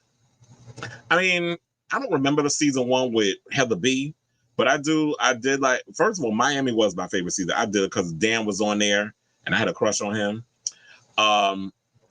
And that was who else was on that season with him? Didn't remember the season when they tried to out that black queen and he slapped that girl, Irene? Which season was that? I lived for that season too. She basically called him a homosexual. And I was like, girl, we knew he was a faggot, but he ain't gonna turn when he got mad and he slapped her and got eliminated off the show. But I did love Miami. I also love Back to New York because The Miz was on there. before he was The Miz. And that's how I first became aware of Linkin Park. Because I didn't know Linkin Park music until he went to a Linkin Park concert in one of the episodes. And I was like, oh, who's this? And I started paying attention, listening to their music.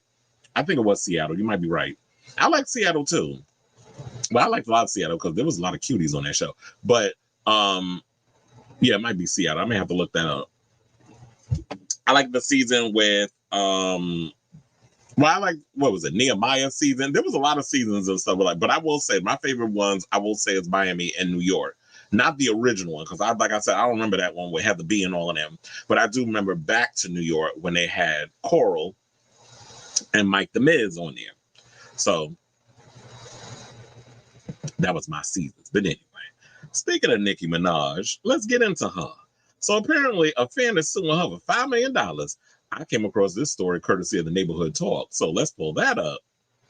I was like, say what now? I was trying to figure out what was going to be the headline for the show. I couldn't really think of something. And of course, I was like, let me go take a gander over the Neighborhood Talk. First of all, y'all be putting way too much ninja nonsense over there, but I had to sift through all that mess to find this. And I also sort of think about, child, did y'all hear the tea before we get into the Nicki thing about Charlemagne getting dragged because he did a whole video or whatever. And first of all, all three of them fucking dumb. They were talking about Plies because Plies was like, have the same energy for, like, because everybody's questioning Kamala Harris. So they were questioning the fact that, oh, well, y'all trying to ask what you going to do for the country and all this other stuff. Y'all asking all these questions, but y'all didn't have that same energy for Trump and everything else. So, of course, because Charlamagne a little short but slow, like DJ Envy. I don't know how DJ Envy a Virgo and lacks actual intelligence. That's one of our strong suits. But how you a Virgo and you just dumb as a damn box of rocks? I guess some of us don't all fall in the category of what our signs are. We can't live up to the expectations. Some people just stupid. He being one of the main ones. I don't care what college you went to. George W. Bush went to a highly sophisticated elite college and he came out as a C student. So it don't matter what school you go to. Some people just dumb. And he's one of them. And then you got Charlemagne on the thing talking about, well, we supposed to question people. Nobody said that. The fact it is, have the same goddamn energy that you have for people of color, which y'all tend to go harder on them, your own people, than you do white folks. That's what he was saying. Y'all don't question Trump like you question Kamala. And I'm all for holding people's feet to the fire. But anyway, speaking of holding feet to the fire, let's get into this story. So a fan of Nicki Minaj has recently sued her for $5 million, citing public embarrassment as a reason for the lawsuit. Now, Nicki has a long list of rap foes, as we know. Unfortunately, there's also a growing collective of barbs that have taken issue with the FTCU rapper. One fan has supposedly taken their issue to the court's doorstep. Now, according to TMZ, Nicki Minaj has been sued by a fan by the name of Tamir Peak for slander. But Nicki countered with a statement accusing the man of being a stalker who reportedly attempted to impersonate members of her team. Peak claimed that Nicki Peak claims that Nicki used her social media accounts and station head broadcast channel to ridicule him, which turned fellow fans against him. Well, we all know she's notorious for doing that. When it comes to, whenever she got rap beefs or whatever the case is, she will go on station head, go on these long ass rants, and will use her social media accounts to clap back at whoever she's got issues with. This is a notorious thing that she does. And then, of course, the barbs are going to go in and they dox, they throw shade, they bully, they do all those things. It's a known fact.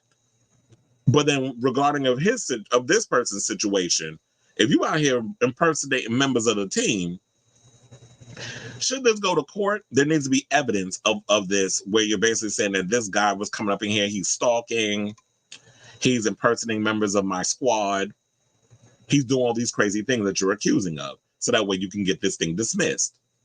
Excuse me. So he also alleged that Nicki Minaj's husband, Kenneth Petty, battered him during a 2020 Super Bowl weekend event. Now, there's evidence of pictures that you was out here, that he put his hands on you. You got to be able to bring that to court as well. Now, in the filing submitted by the LA Superior Court, Peak listed Nicki Minaj alleged past remarks, saying it's clear they're not necessarily, a full basket at the picnic. One sandwich short of a picnic. And Peak receiving a check from the government as supporting evidence. So she basically out here saying he's slow. that he on disability and things of that nature. Now, if this is true, like I said, all this evidence, make sure you present it in court. Now, he's asked for damages, reputational harm, emotional distress, and financial loss in the amount of $5 million. Child, now this doesn't sound like a whole ass man. Now, anyway, so now in a statement provided by the outlet, Nicki's attorney, Judd Burstein, shut down Peake's allegations by saying the following. They said Mr. Peake has been harassing Nicki on social media for years on end to no avail. He has now graduated seeking to shaking her down financially with manifestly false allegations and legal frivolous claims. He will regret having gone down this disreputable road when he is forced to pay her legal fees as required by California law. And here's the thing, sir, if you want that government assistance, they know you don't even got enough coin to be able to go forth and pay her back for these allegations. And if she's out here spewing all these things, then I guess maybe you have a case. But they did say to add a little more to the thing, because according to what the Neighborhood Talker said, they said in 2017, he claimed Nicki accused him of being a paid mole while during her hate train era. He is also alleging Nicki invited him to her hotel to embarrass him on live in front of 100, I think they meant 100,000 viewers, because y'all forgot a zero.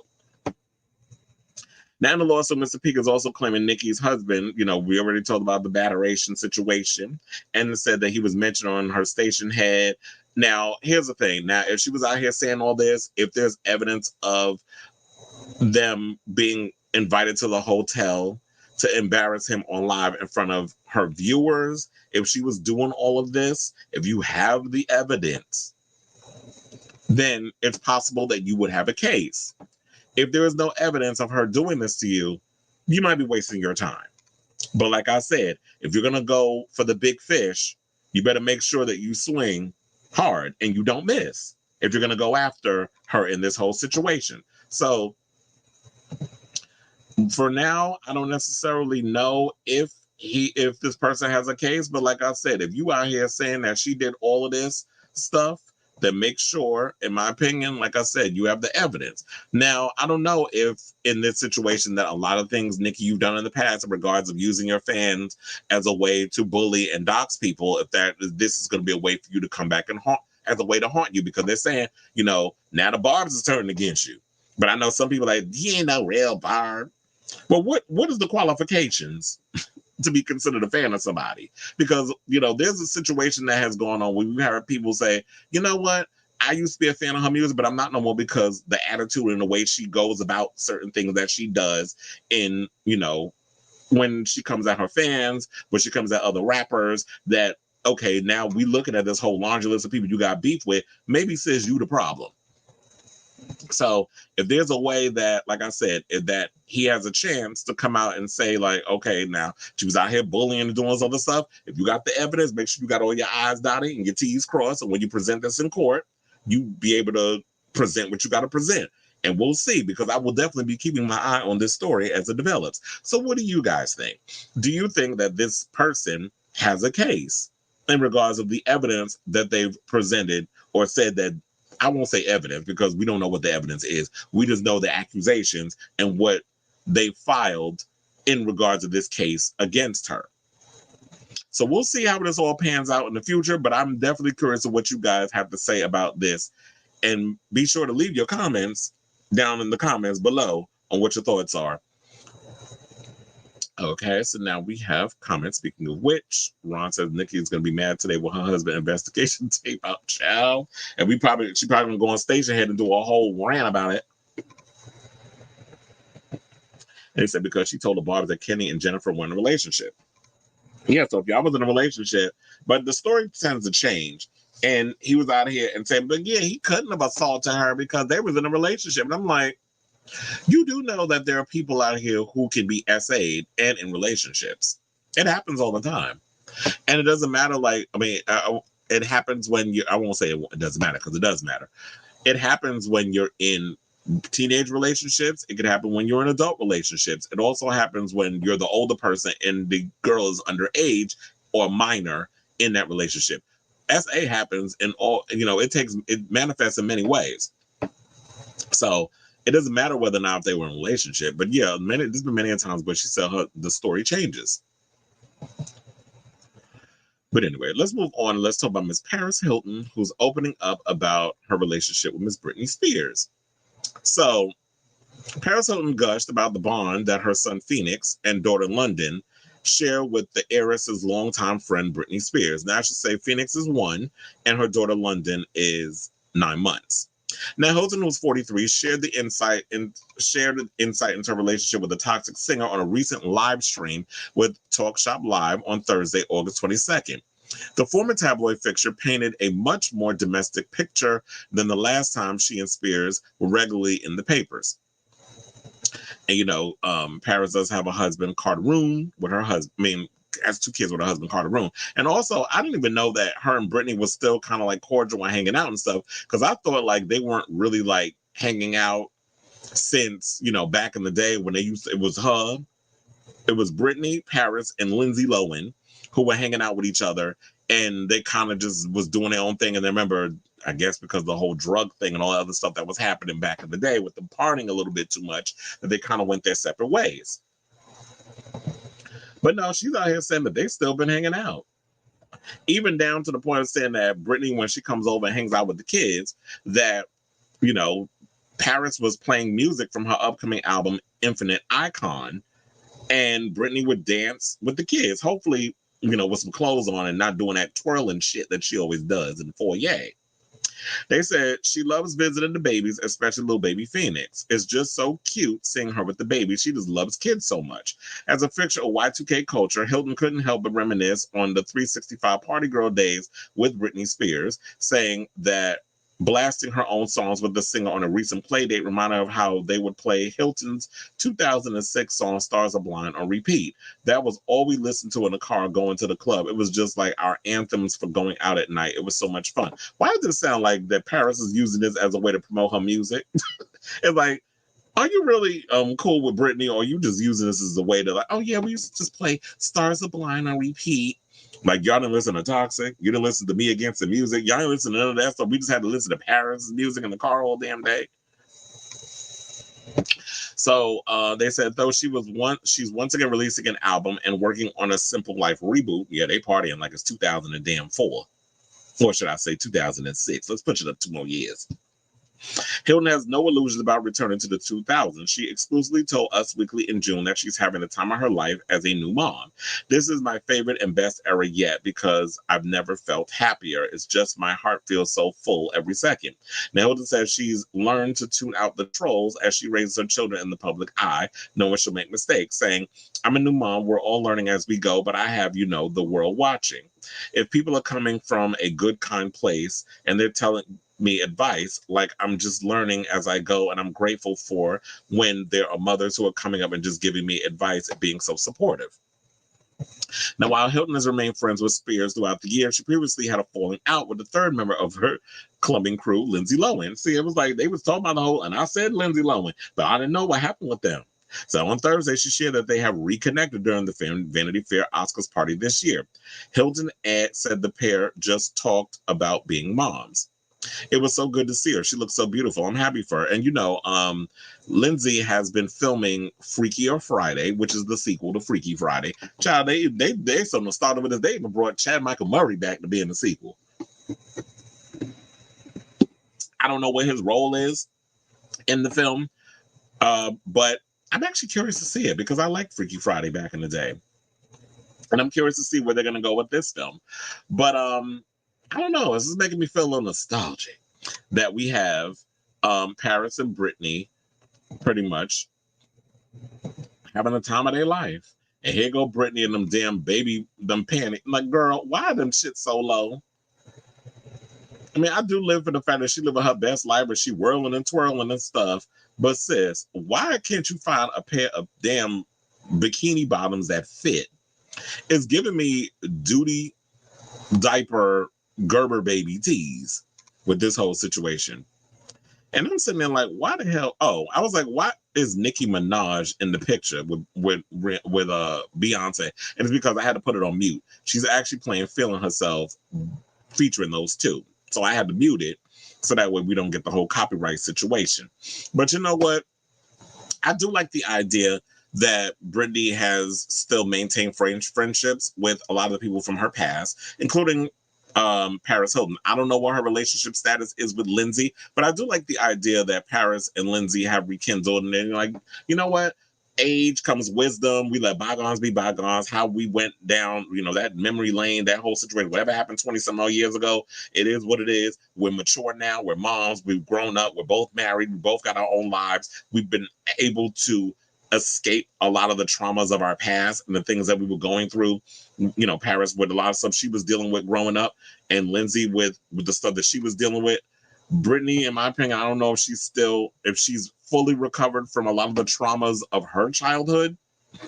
We'll see if she's able to get through that, but I don't know. I feel like she's still a hot mess in so many damn ways. People was in the comments, they was reading her, talking about she feeling herself, and they talking about I don't know, there was some negative damn comments and stuff there. We don't need to go through that. But I say all this to say, I'm glad that they're working things out. And I feel like the reason why Britney has been doing this, like where she's hanging out with Paris's kids, and because she loves children, and the fact that remember Paul Solis, the felon that she had employed, and he was digging her back out allegedly every now and again, why she was hanging out with his kids is because I feel like she doesn't have the best relationship with her two sons.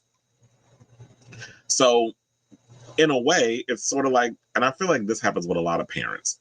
When y'all have new children, or when your kids have kids and you have grandchildren, a lot of times you'll get adults who will try to correct the mistakes they made with their children, with their grandkids, or, through other people's children, that sort of thing.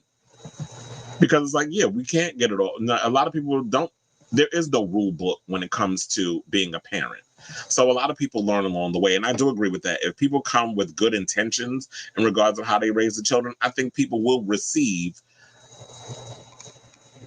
the advice versus y'all being shady for shady's sake. So I was going to say, what do y'all think of this story? Y'all excited that Paris and Britney are friends and things of that nature, and the fact that Britney hangs out with Paris's children? And I do feel like I said, she's living vicariously through them kids because she didn't have the best relationship with her children. She didn't get to raise her kids the way she wanted to because of the conservatorship and a lot of stuff that was going on. And y'all trying to work her like a damn workhorse and a puppet for the industry. So let me know what you guys think of this story in the comments down below. Now, speaking of people who won't have the best relationships with their children, let's talk about Tom Cruise, because apparently word on the street is, he's not involved in Suri's life, but he is on the hook to pay her college tuition. So Suri Cruise is now a college freshman at Carnegie Mellon University, a private university in Pittsburgh, Pennsylvania, which is not that far. It's like a 2-hour drive from New York, because Suri lives in New York, her father's in LA, and now she's a freshman in college. I also heard that Ben Affleck and Jennifer Garner's daughter Violet is a college freshman. So a lot of people off to college now, because August is the time when kids go back to school for college. September is when regular kids, in New York, if you were in elementary, middle, high school, that sort of thing, that's when they all go back to school. So the 18-year-old student moved into the dorms on Sunday with the help of her mother, Katie Holmes, and classes begin on August 26th, that'd be today, according to the school's website. But Suri will not have to write a check for tuition, and neither will her mother, Holmes. Instead, Suri's father, Tom Cruise, will be forking over the money to put her through college. That's because it was decided in 2012, when Katie was smart enough to escape the compound, known as Scientology, after being married. I can't believe they were married for 6 years. But anyway, so after 6 years of marriage, that he should cover all of her schooling. The divorce documents reveal that Tom pays Suri's expenses, including medical, dental, insurance, education, college, and other extracurricular activities. Tom is indeed paying for Suri's tuition. He has always paid for her schooling and would never stop, as he is a stand-up. Really? They said he's a stand-up guy. First of all, we already know, if you pay attention to Scientology about it just as cuckoo crazy as a religion as that damn Jehovah's Witnesses and them damn Mormons. once you are excommunicated, they cannot have any kind of association or attachment. Leah Remini will tell you this, T. Like, if you are excommunicated from the church, your family has to also disown you, which is why Nicole Kidman does not have a relationship with them adopted children she had. Thank God, leave them little bastards with Tom. While you gonna raise your kids with what the hell is his name? Keith Urban. Raise your kids, your kids with him, because she does have children with him, and then leave them cuckoo crazy ass kids with their crazy ass father. And I like Tom Cruise as an actor, but this whole situation with Scientology and how y'all move and stuff, it's just creepy. And I got a taste of it when I lived in LA. They tried to recruit my ass. I was like, and they said, why not? Because I just don't agree with organized religion of any kind. And I grew up Catholic. Child, y'all wasn't gonna get me. They wanted me to do that whole where they wanted to test you and all that other stuff on your mental. There was some shit, I forget what it's called, but they were trying to get me, and the guy was persistent. And I was like, no, because I don't know what y'all gonna do. I thought it was gonna be like some Invasion of the Body Snatchers type shit. Yeah, I watch a lot of science fiction. And to be honest, Scientology was created by L. Ron Hubbard, who is a science fiction writer. So you already knew where my mind was going. I said, y'all not gonna have put them little things on my. I didn't know what they was gonna do. I thought they was gonna put some shit on my brain and test me, and all of a sudden I wouldn't come out myself anymore. Like my soul would have been sucked from my body, and y'all would have swapped me out. It would have been some get out type shit. I was like, oh hell no, you're not getting my ass. So Katie was smart because I believe her father was a divorce lawyer, and while they were probably having them secret meetings, they hatched the plan and they put it in the agreement. Somebody here, stand-up guy. Child, I don't even think it's stand-up guy. I think it was because Katie was smart and she one-upped his ass, and she was able to negotiate some shit where he had to comply. And so they said the annual tuition at CMU is $65,000. So he has never hesitated paying his daughter's child support and expenses. He does not go back on his word. He is fulfilling his obligation. So yeah, you may be paying the child support and expenses on these other things, but we've never seen you out and about with Suri. You have no relationship with her, which basically, I mean, if you did, why the hell did she drop Cruz from her last name? Why is she going by Suri Noel? So this is bullshit. So y'all sitting here trying to make Tom sound like he's this amazing person. I can see through the BS a mile away.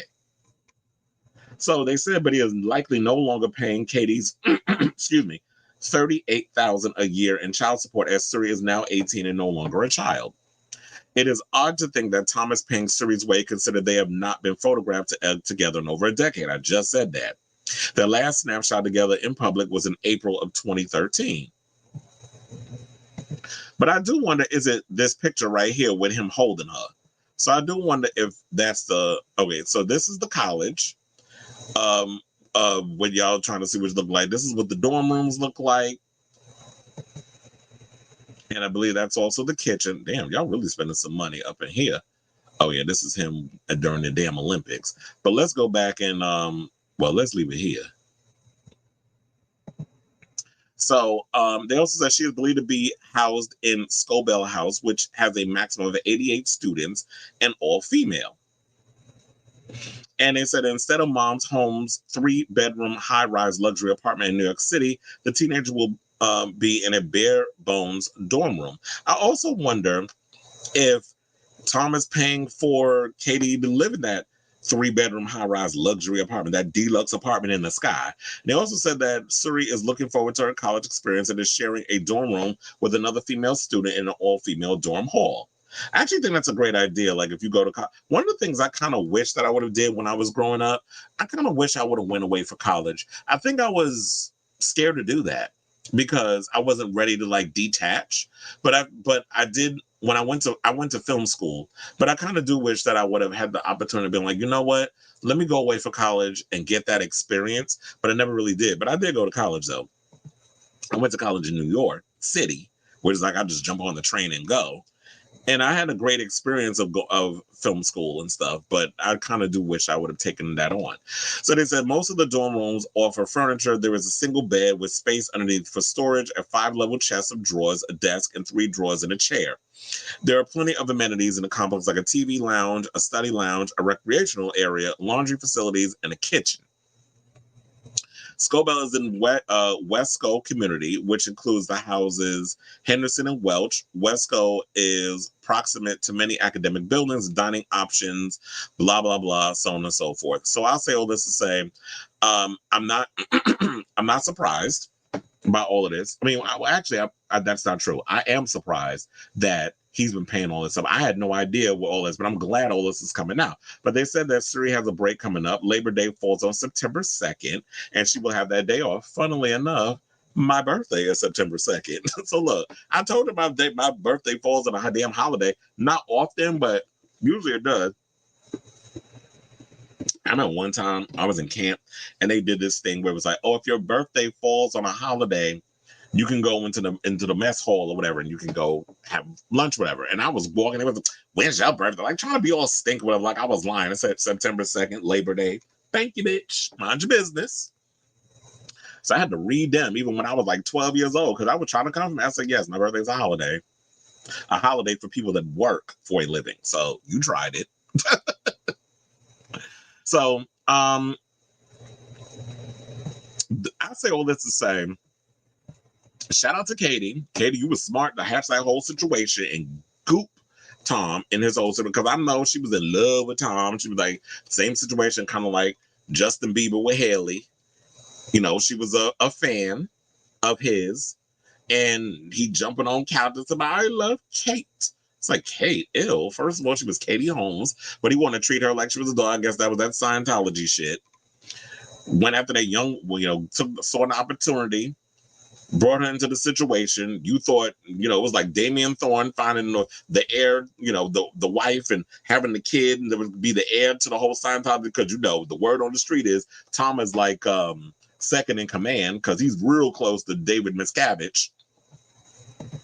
And she was smart enough to, find a way to slither out of that relationship, hatch a plan. And part of the divorce agreement is that, you know what? She knows that she will be able to provide Suri with the type of life if she were just some regular, schmegular chick. And yeah, Katie is an actress who was famous in her own right. I grew up with Katie Holmes. I watched Dawson's Creek. I watched Disturbing Behavior. I actually like Disturbing Behavior. It could have been a little bit better, but for the most part, I love Disturbing Behavior. I liked a lot of the products that Katie Holmes did coming up. And yeah, Dawson's Creek was my show. So for her to come to that point, it was like, yeah, she was smart enough to work the thing out where she can get one of the biggest movie stars on the planet to put up his in the bar. Because any other time, once you're excommunicado from Scientology, they have to disassociate themselves from family and whoever else is a part of that attachment. So I'm glad they had to put it in the contract. So when they sit up here and say, oh, it was part of the deal, he's a stand-up, it's the right thing to do. It's like, really? Come on. Because we know how it's for those of us who've been paying attention over the years and have watched Let's Be Clear and a lot of those things that Leah Remini has put out, we know how Scientology truly works. So I say all this to say, what do y'all think of this story? Do y'all believe that because Tom is a stand-up guy, he did his due diligence as a dad to, pay for her tuition and take care of his daughter? Which is, funnily enough, I don't understand how anybody could just put religion over their own damn children. First of all, Suri ain't asked to be put on this damn earth. Y'all the ones that decide to fornicate and bring a baby into the world. So I don't understand how you decided to take it upon yourself to be like, okay, I'm going to choose my religion over the love of my child who didn't ask to be here. So let me know what you guys think of this story in the comments down below.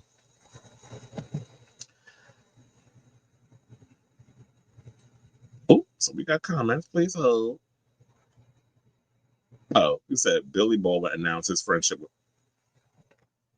Billy Baldwin. And here we thought the bastard was Steven. But apparently it's this idiot. Look, first of all, and I've seen people dragging Cheryl Hines on social media because it's like, how you sitting here tolerating this mess? First, quiet as it's kept. When the last time Cheryl Hines been on y'all screen? Y'all mad at her? You don't care about that bitch? Oh, you said Billy Baldwin announced his friendship with Robert F. Kennedy and Cheryl Hines are dead and can't be repaired. Oh, see, that's my fault. I didn't even read the damn thing. I just saw Robert F. Kennedy and got triggered. So he said he should pull his name out of the race everywhere. Not, he's an idiot. They're trying to find ways to sabotage this thing. And then I just saw a story today on MSNBC where there's, damn it, I forgot the name of the group, but they're trying to find a way, especially in Georgia, where they can hold up the votes so that way they can try to pull a win. So they know that they're losing, that Kamala Harris is surged past Donald Trump. Donald Trump is losing his shit. And the fact is they're going to try to steal the election. So he's out here, oh, they're going to steal it. No, we know it's you. Every time when I say they point a finger, them 4 other fingers is pointing towards them. This is their MO. This is what they try to do. They try to do it with January 6th, the election deniers, all that stuff. They're trying to pull a coup in a way where they could steal the election and try to win by any means necessary. They're trying to push Project 2025 to happen, even though we, the people, are sitting there voting the way we want to vote. And it goes to show, like, this overall anthem. What's the point of us voting when y'all say, "Oh, your votes matter"? When Republicans over the years have pulled many stunts to prevent us from democracy to go whichever direction. I also don't like that both sides try to find ways of not allowing other people, like a Cornel West or a Jill Stein, regardless of how you feel about them, to be able to run against Democrats and Republicans and give different alternatives. I feel like if we're supposed to be this country, that the land of the free and home of the brave, that there should be different alternatives outside of just Republicans and Democrats. They should not be the only ones allowed to run. But I get it. Neither side wants to relinquish power. And that's what it's about. Absolute power corrupts absolutely. Which is actually like a good topic. Like, that's like one of my favorite phrases. Well, how you doing, Miss Sailor Mermaid? He said Hawaii with tech was good. Oh, wait, is that a Katie Holmes movie? How come I never heard that? Well, probably working. I wasn't planning on working, but I believe that it has become mandatory that I got to work on my damn birthday. So I'm a little annoyed by that. I feel like all next week I'm going to be insanely busy. I told y'all September, everybody is apparently doing a damn show. So, Sabrina Carpenter has got a show. Charlie XCX has got a show. There's so many artists that are performing. Pearl Jam's got 2 damn shows. Like, there's a lot of artists that are going to be working, a lot of shows going to be happening. I may have to try to figure out a way to do shows early in the morning so that way I could squeeze it in. Yeah, Seattle was. No, Coral was back to New York. That's how I remember, because Coral and Mike the Miz used to always get into it on the show. So, you want to know something? I have to say this. I'm so glad to see like a lot of the old cast back on, especially on season 40. And I've been watching them on All Stars. I'm so glad that Ayanna is not on this season, because she got on my damn nerves. And I was so glad when they found a way to get her ass when they eliminated her on the All Star season. That's on Paramount Plus if y'all watch that. But yeah, I like seeing a lot of the old cast members like Rachel and Mark and who else? And oh my god, I forgot her damn name. And I just Tina. That's what I was thinking of. Tina. And then we had I think I said Rachel. Johnny Bananas, we see him every damn season just about, so we don't really get to miss him. He's on there, it seems like all the time, CT and Anissa. We always see them 3. But it's good to see a lot of the old heads, even Nehemiah and Leroy, who said he retired, but then he came back. Mariah Carey's mom, Patricia, and say what? They both passed away? Damn, that's sad. I'm like, damn, Mariah, it was a 2-for-1. Was there a 2-for-1 special with the Grim Reaper? I'm like, shit, the mother and the sister. Well, I do wonder. Well, I have to do some research, because I was like, is it complications with the high five?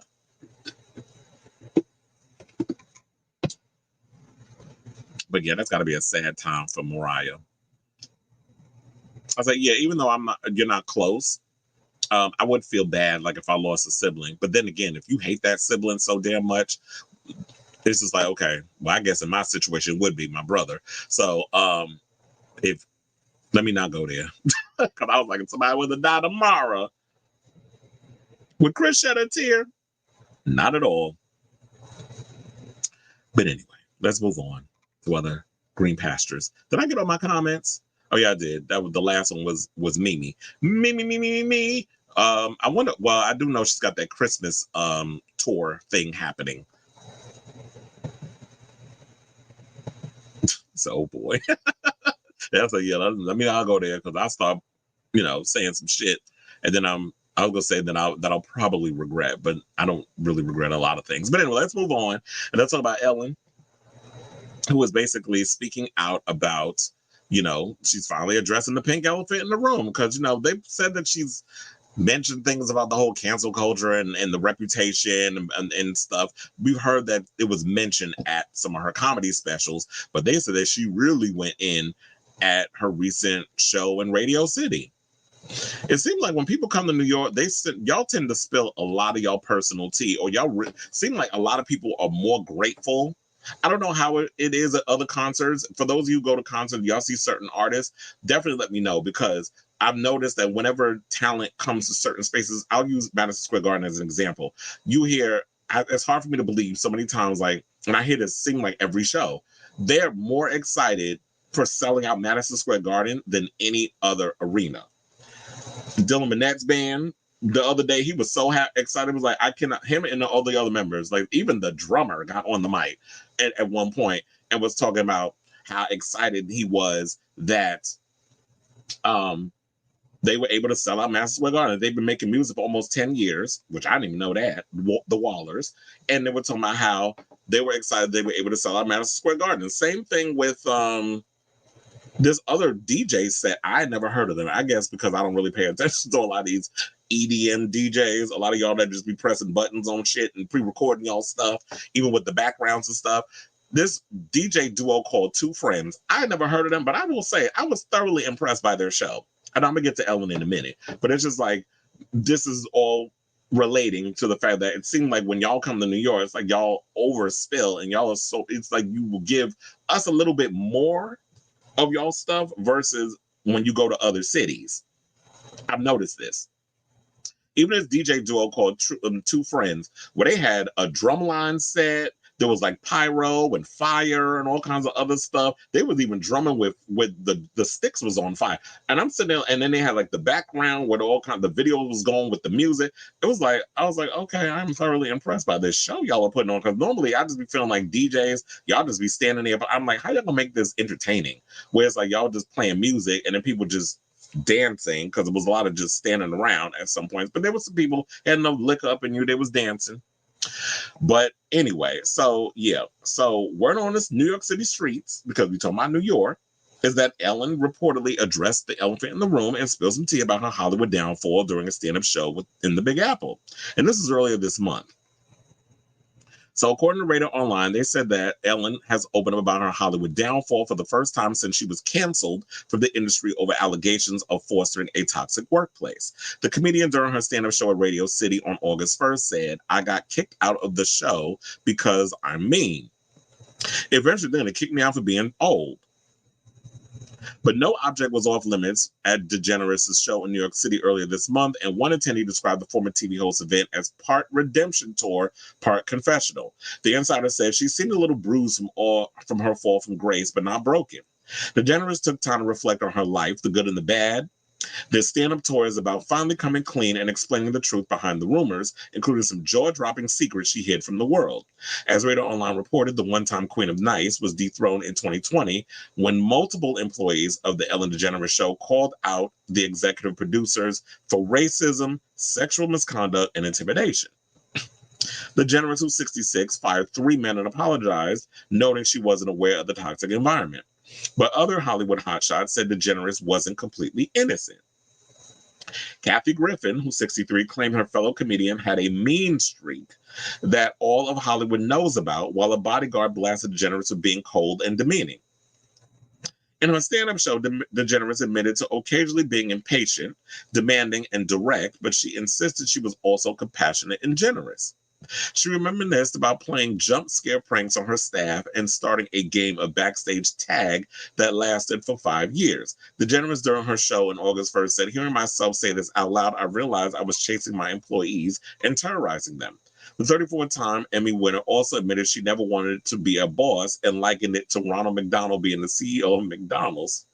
As for being labeled the most hated woman in America by the media, DeGeneres said the moniker was especially hurtful. She also blamed gender bias for the allegations against her. The attendee also said she admitted reading that was especially hurtful and blamed gender bias, partly as to why she was perceived as mean. She pointed out that women are expected to be quiet and small while men can make demands without anyone questioning how nice they're being. DeGeneres' mental health was also said to be a factor. The attendee continued saying, she said she always been meticulous and organized, but revealed a secret. Her therapist told her she actually has OCD like her father, and that may have contributed to negative impressions of her. Now, DeGeneres, who previously opened up about her stepfather's SA and her mother's refusal to believe her for years, divulged another secret she hid from the world. She said she went into show business to heal my childhood wounds, and because she thought if I can make people like me, then I'll be happy. And you want to know something? I really feel like that is the root of the situation. I feel like a lot of celebrities go into that. The fact that you didn't get enough attention at home. A lot of celebrities come from broken families, and they feel like, well, if I go and I become famous, if I become a star, then if I can't get the love from my parents, if I can't get the love that I should be getting from other people, then I'm going to make the world love me. So I'm going to overcompensate. And then you're dealing with a lot of the traumas from your childhood that you bury down beneath. But you have to realize when you bury things, when you sweep it under the rug, eventually they're going to, everything from the dark comes to the light, as they say. But I do feel like also that that was a case of gender bias. Calling one of the meanest people in the world, I don't necessarily agree with that. That she was the meanest. There are people that are way worse than her that are working in Hollywood. But because she had this reputation for being the queen of nice, but behind the scenes, she was the opposite. Of course, people are going to call her out on that because they say, oh, you're being a hypocrite. Oh, you're not being your true, authentic self. So I'm sure there was a lot of demons she was having to fight. And I'm glad that she's using this stand-up special as a cathartic way of working through those demons that she's had. Now, hopefully she's doing the work and this is just not some, situation where it's performative for the sake of ratings and things of that nature, that you did the work, you've had the revelation, and this is a way for this comedy special to be able to exercise those things. And I do feel like she has mentioned, but I could have sworn they mentioned before that, in the beginning where they was talking about that she got kicked out of show business for being mean. And then eventually they're going to kick me out for being old. Like I feel like that joke has been told before in previous interviews. She also said that her mother has dementia, Betty. And she said that she probably thinks she's Kelly Ripa. And not her, probably thinks her daughter's Kelly Ripa, whatever the case is. So I will say this, like, once upon a time I was a fan of Ellen. I am curious to see this stand-up special because I did hear that it's supposed to be coming to Netflix or whatever the case is. So I'm definitely curious to see that. And I'm glad that a lot of footage or any footage has ended up on social media. And I feel like all comedians need to do that, lock them phones up so that way the information and stuff doesn't get out. But the only way it gets out is by people telling what happened from word of mouth rather than, video footage. So I do like the fact that when it comes to comedy, and I feel like, people, y'all as comedians, express yourself the way you want to express it, whether people want to hear it or not. Pay the extra money, where that company comes in and has people lock up their phones so that way no video footage and stuff is recorded. And they tell us, if you see anybody with a laptop, if you see anybody with a phone, you got to tell them they got to go and lock it up. And they can't have that up in there. So that way that information, the footage of whatever the case was doesn't get out. Because it makes it easier on those of us who work in a lot of those arenas where we got to tell people, well, make sure y'all lock up your phone. You can't have your phone on a record or whatever. Because there have been times where I've seen people, even though I've told them, they will sneak out their phone and record. I've had to go up and put the phone away. It makes it easier if you have them lock it up. So I say all this to say, good luck to you, Ellen. Everybody has an opportunity to redeem themselves. I'm not gonna go too hard on her. As long as you put in the work and you learn your lesson and you're not willing to go back and be that old mean version of you, then everybody has a chance to redeem themselves. So whatever you guys think of this story, I'm definitely curious to hear what you have to say on this. Let me know what you guys think of this story in the comments down below. Now, let's move on and go into this Chappell Roan story because we have a follow-up on what she had said in regards before. So remember, we got into it. We talked about it. I think there was a bit of a debate regarding it when she was talking, when she went on TikTok and posted a video where she was like, as a woman, I don't owe y'all shit.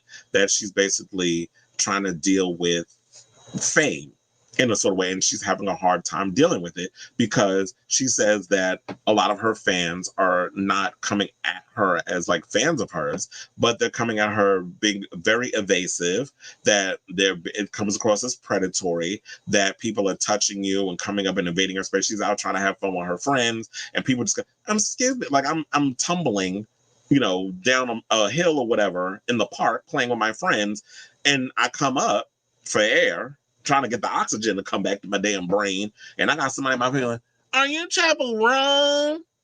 Bitch, if you don't get out of my fucking face, it's like, you don't want to be mean about it, but sometimes it's like, y'all be up in here talking about Drew Barrymore and evading people's space, but look, y'all doing the same shit y'all talking about is cringe. So yeah, so apparently Chappell has Miss Chappell Roan, as I want, if you're nasty, I'll be trying to fancify the name, is doubling down on what she said. She said it 10 toes down, and she's like, I said what I said. And what I said ain't no bullshit. So after posting about weird fans in an angry TikTok video earlier this month, was it really angry though? The artist released another firm statement about her boundaries on Instagram. Now, after uploading a 6-page statement, yeah, she did a whole carousel chair, the 26-year-old explained that she turned off comments because this isn't a group conversation. And I have to say, you know what? It's smart that she did that. It's like, it ain't up for debate. Like I said, what I said is not up for debate. I'm going to write what my feelings are, and I'm going to turn the comments off. If you got a problem with it, I'm sorry. You can unfriend me. You can take my music off of your iTunes or Apple Music. Who does iTunes? Apple Music, Spotify. You can break my CD if that's the form you bought it in. You can break the vinyl. But I have boundaries, and you should respect my boundaries. Because this is the era we in now, correct? So when people actually give you their boundaries, why are you getting upset? So that she said, I'm not afraid of the consequences for demanding respect. The single likening the experiences she's been going through to what every woman is feeling or has felt similar to what I'm experiencing. This isn't a new situation, she expressed to her fans. Why is the girl expressing her fears and boundaries so infuriating? Now, following up on her TikTok statement in which she tried to explain the distress that she has been feeling for fans who meet her outside of her concerts or scheduled events, the Good Luck Babe singer said, for the past 10 years, I've been going nonstop to build my project, and it's come to the point that I need to draw lines and set boundaries. The singer explained, I've been in too many non-consensual, damn, I can't even speak. Say that 10 times fast. Let's take it from the top again.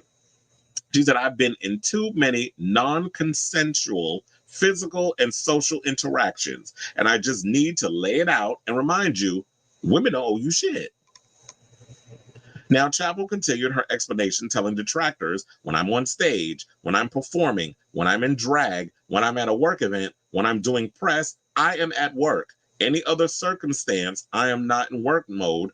I am clocked out. I don't agree with the notion that I owe a mutual exchange of energy, time, or attention to people I do not know, do not trust, or who creep me out just because they're expressing admiration.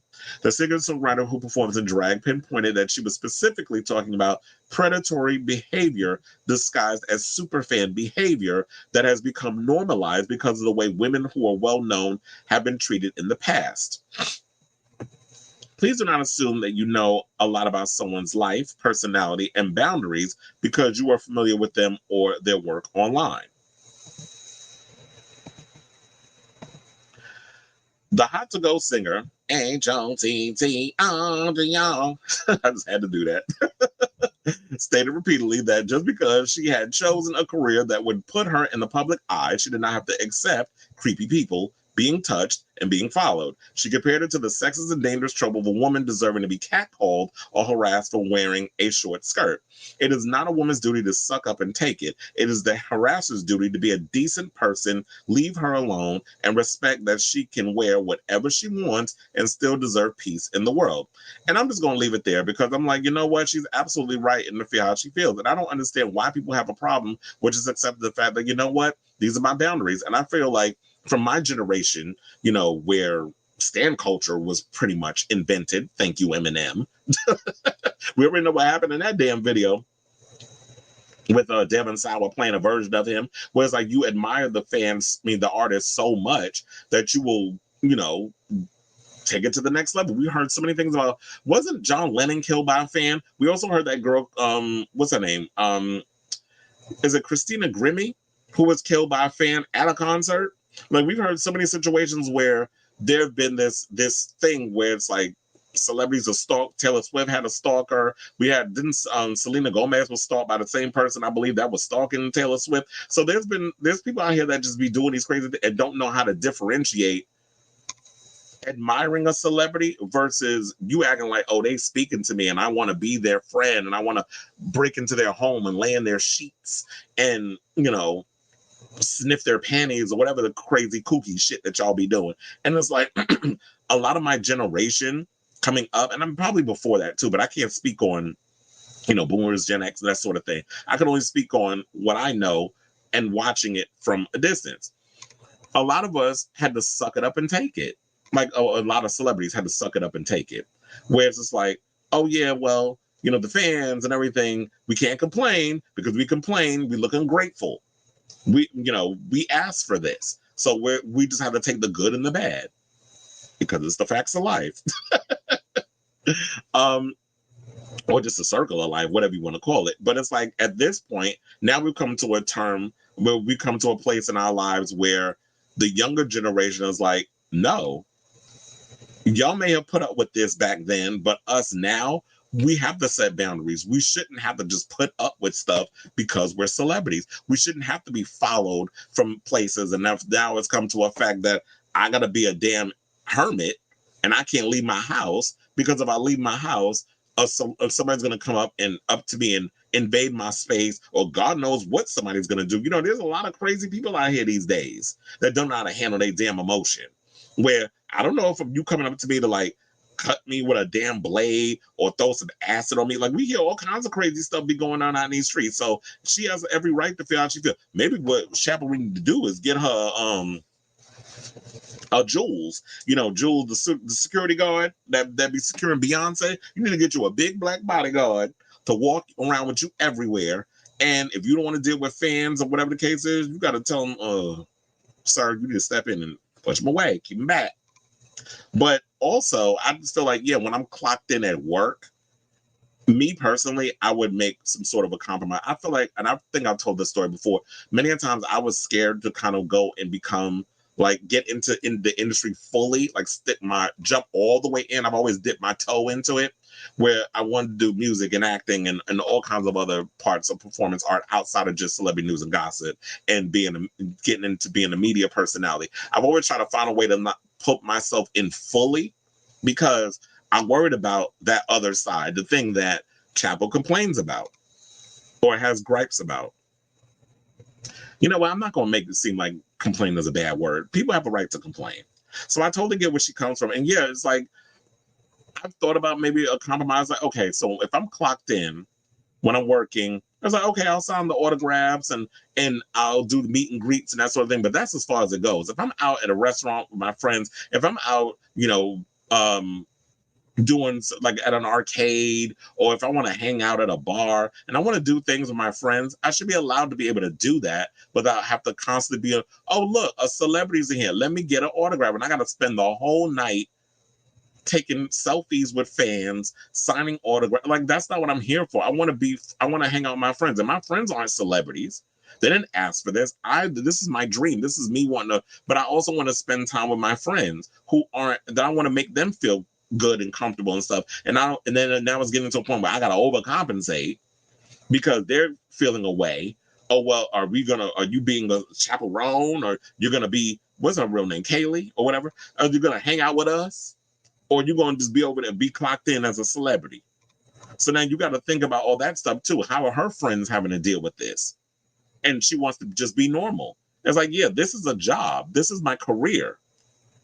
When I'm clocked in, that's what the whole drag persona. This is what Chaperone. You know, when I'm on stage and I'm clocked in, I'm giving you a show. I'm giving you 110% of me. But when I'm clocked out, I'm over here. I want to be able to balance that whole sense of being normal.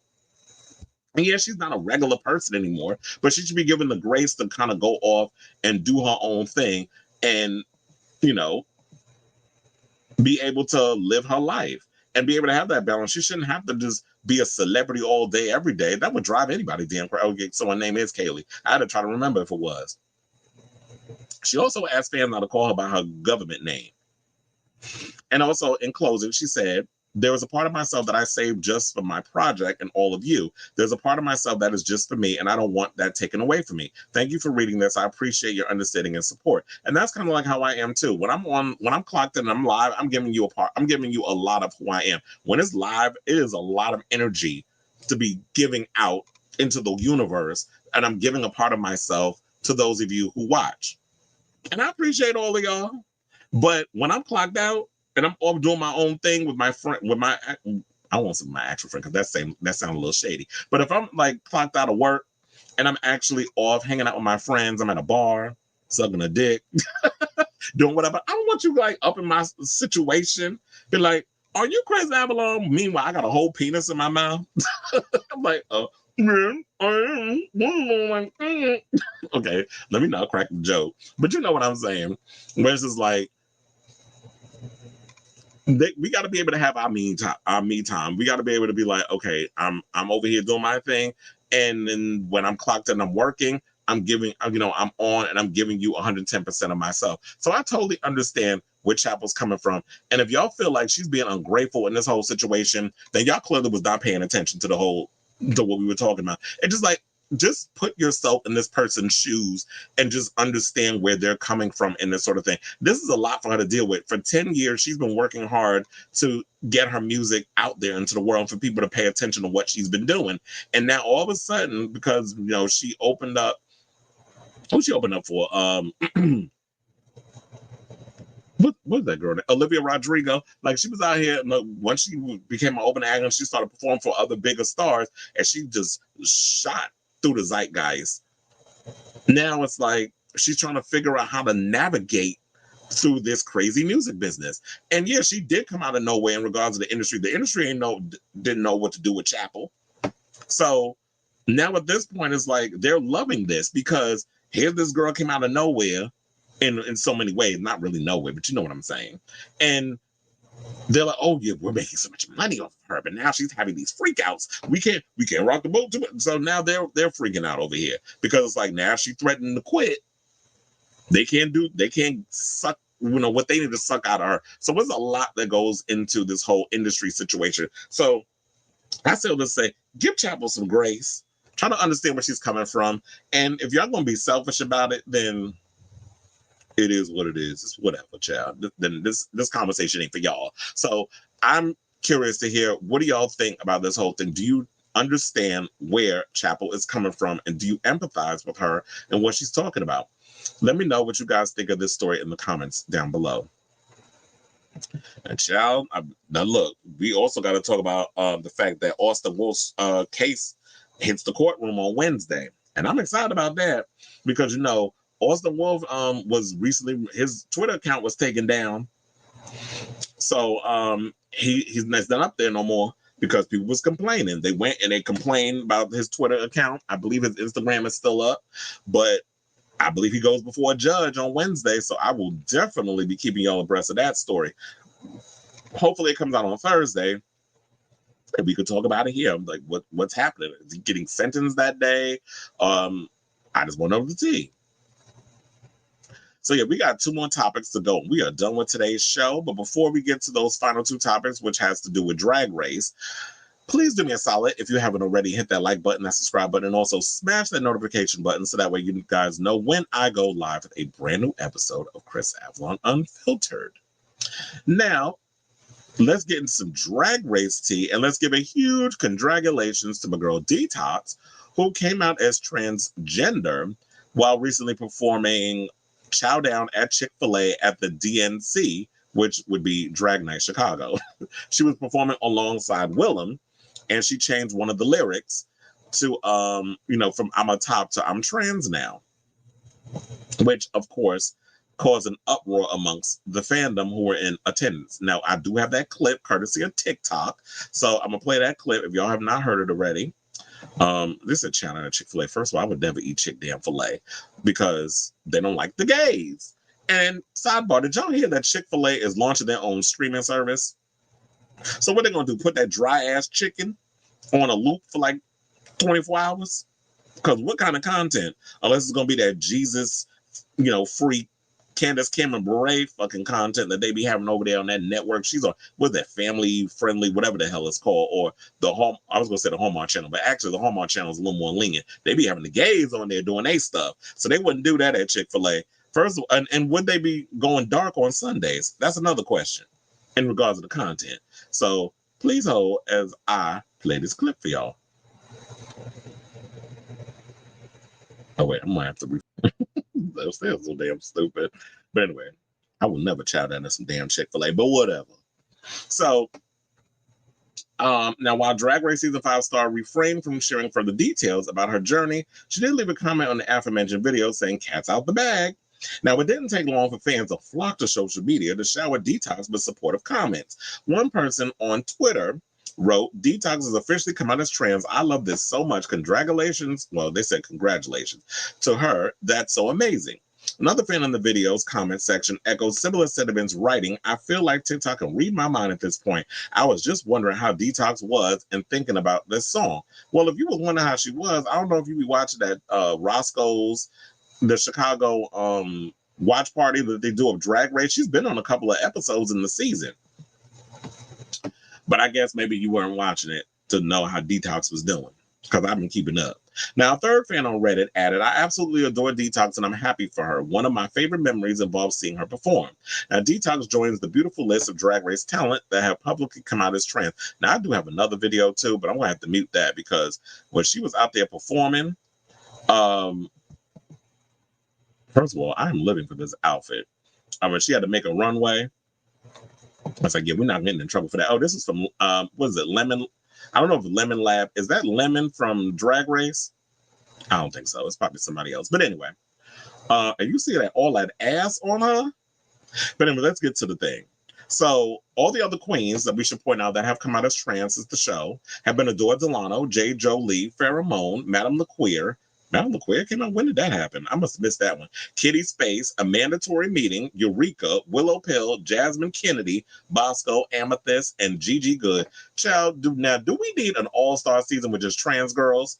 I would love that. And then have I was gonna say have Sasha Colby on there. So, and Peppermint. But y'all actually forgot, they said recently. But there's been so many other girls. But yeah, these are the recent girls that just came out in the last maybe year or two. Now, Detox's heartwarming life update comes a few weeks after she addressed her future with the Drag Race franchise. Now, while attending a viewing party for All Stars 9 at Roscoe's Tavern, Chicago, the beloved performer said, "Honestly, even if it were eliminations, I'd have an itch. I do, and I haven't had it so long. I do have a little bit of an itch, but also I was going to say earlier, it's the first time we've seen Roxy without Rolaska Talks on the show, and that excites me," which was cool to see her make it all the way to the finale. But then, because Roxy, who did not win, and we all thought she was, the way that production set all that up, Detox was like, "Oh well, fuck y'all now. I'm not doing it. Like, I'm not gonna be a part. I'm not gonna do the show anymore." So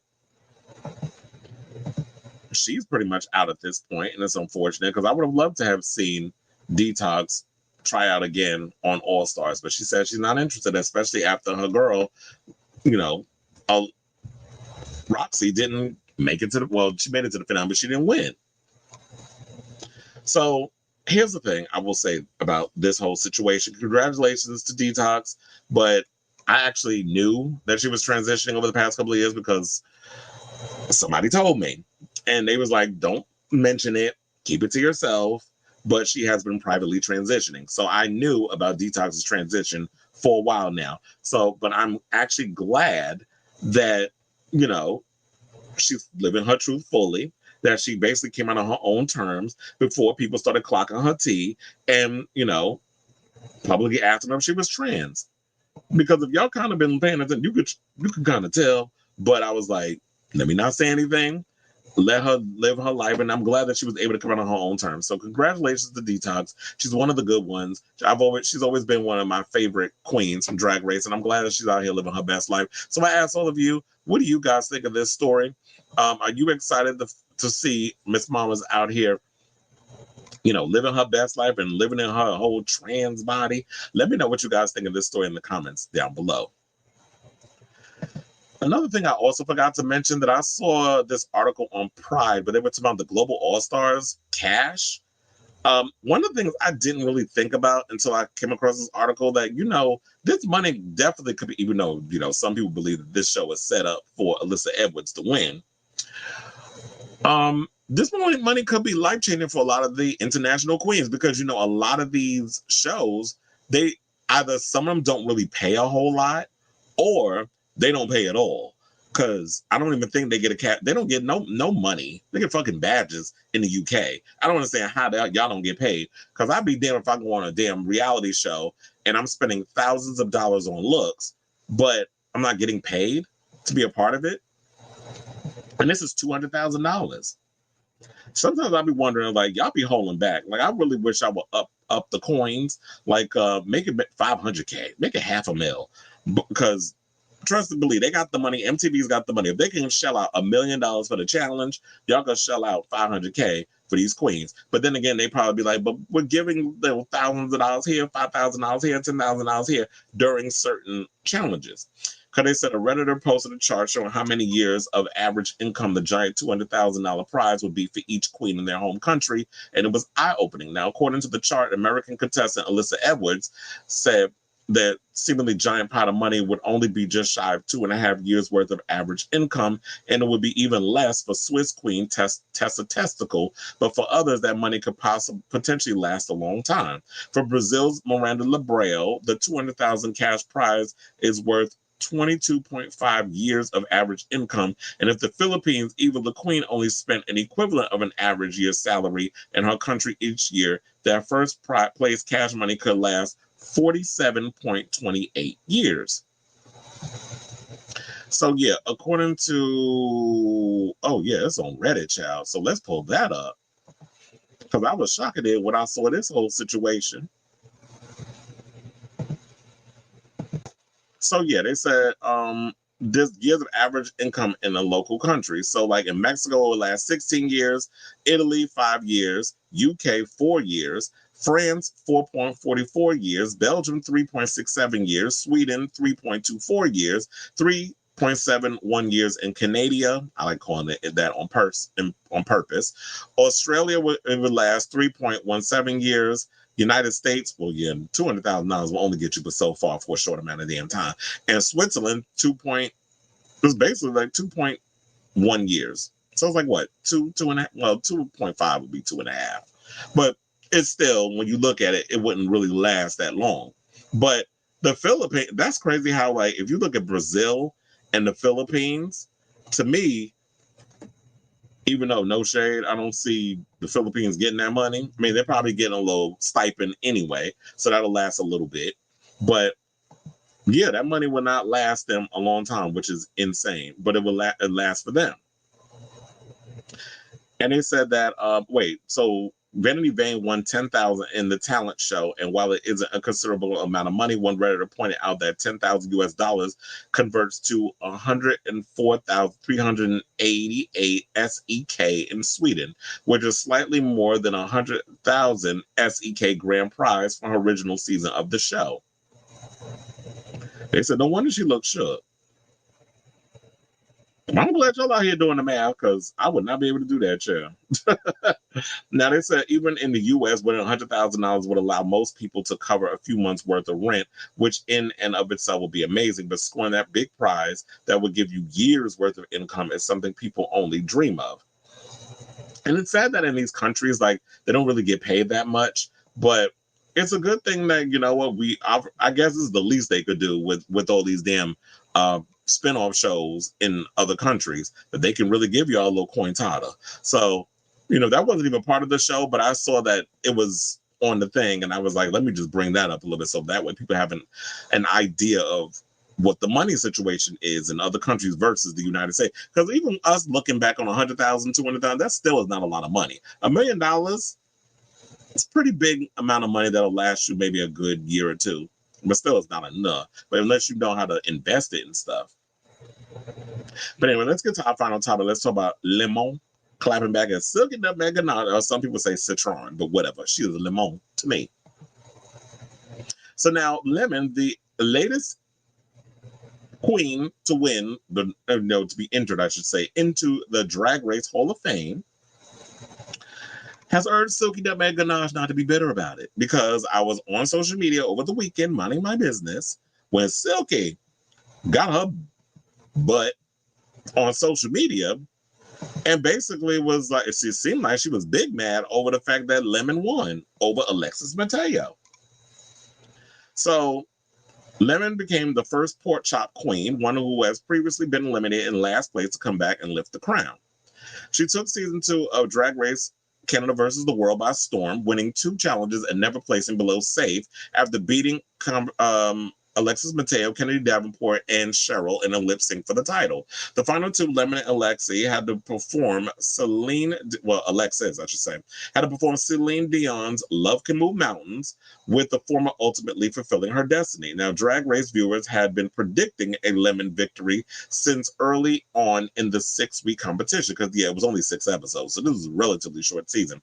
Her win seemed to have set in stone. Even her sister, Miss Fierce Delicious, wrote, "Congrats, Lemon," as her lipstick message after being eliminated in week 5. And the funny thing is, they're saying that this is similar to another thing where they did that in a previous version of Drag Race. Now, someone was similarly brought into the theory that Lemon's win was secure from the competition outset was Canada's Drag Race Canada versus the World Season 1 finalist Silky Nutmeg Ganache, who courtly accused the show's production team of giving Lemon a favorable edit. And people got mad at her for saying what she said. Say, if you don't want someone to win, you just don't show them in a lip sync. Reminds me of Bootylicious, she wrote on Twitter, suggesting that Alexis' performance had been minimized. And I believe they're saying the Bootylicious thing was similar to Silky Nutmeg Ganache going up against Brooklyn Heights. The Bootylicious reference was a nod and that's what it was when they did season 11. But Lemon, who has had to bat away ample amounts of similar criticism for the Drag Race fandom, wasn't going to let a sister drag her down. And wound up saying the following. She said, "Always been a fan of yours. Really sad to see someone who's gotten such hatred from the fandom act just like them. Take care and much success to you." Now, Silky, made it be known that she wasn't attacking Lemon's win, which a lot of people was taking from that. She was just saying that production was pulling the stunts and shows, where it was like, y'all made it to like, okay, before we even got down to even seeing who was going to win, y'all pretty much had edited in the situation that Alexis was going to lose to Lemon. Now, I will say this. I did rewatch before I came on this live. I did rewatch the lip sync again. And the way that the cameras and stuff was moving, I did notice that they would show Alexis for like a second. They would swing the camera around sloppily in certain situations, and y'all will focus a lot more on Lemon than Alexis. Now, I will say that we're not discounting Lemon's win. I definitely believe that I knew Lemon was going to win. She definitely had a good season. She definitely turned it out in regards to the performances and stuff. I don't even think she was ever in the bottom.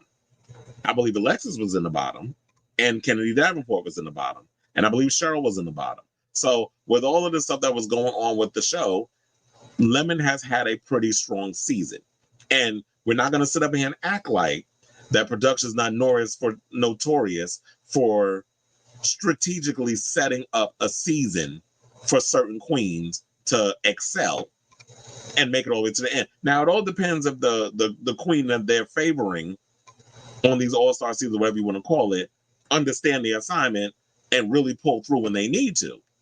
And Lemon has definitely delivered. So nobody's trying to take that away from her. But of course, because some people have a dislike for Silky, they're going to run around and be like, oh, because, they're going to go harder on her because, yeah, Silky was polarizing during her season 11, with Evie Oddly. So, yeah, they're going to go in and they're going to add a little extra, stankation on the situation because of how she's come across in certain ways. But then some people was like, one queen wrote, Lemon was just better. And then Silky responded, said no one. So it does come across when you keep answering the stuff, people are going to come in and think that, you are coming across as bitter.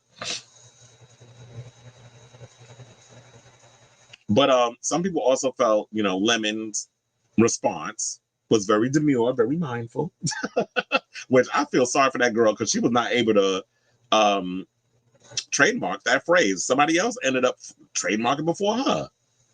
Well, damn. So anybody that come out with very demure, very mindful merch, I guess he getting paid. And then, some people felt like Silky didn't target her personally. So they said, one person said, where in her tweet was she hating on you? She's simply stating how production edits lip syncs. She never said you didn't deserve to win. Another said, Lemon, I love you, but she is criticizing production and the cuts of the program. She is not telling you that you don't deserve it. You are smart and clever enough to understand. And they're probably saying like, okay, here you go out here letting this black girl hang out to dry because that's not what she said. Especially when you bring up the whole thing of, especially someone who's gone through so much hate, it's sad that you're acting just like them. Now, a third sided with the Team Yellow, writing, don't let anyone dim your light. You deserve the win and Silky is just bitter. Well, I don't think that you can just minimize the edge. Oh, she's just bitter. Don't get bitter. Get better. Remember when, what the hell's her damn name? From, that's on the new season of not Canada versus World. Alyssa Edwards, when she said that don't get bitter, get better. I don't know why all of a sudden I couldn't remember her damn name. But it happens, brain fart. But, and then she said the following. She said, I hope one day that you do so well as something that people say it was set up for you. I competed fair and square just like everyone else, but you don't have to believe me. You can think someone gifted me 100K for no reason as long as you remember where it came with a crown. So that's basically what she said in regards of Silky Nutmeg Ganache. Now, Silky also responded with the following.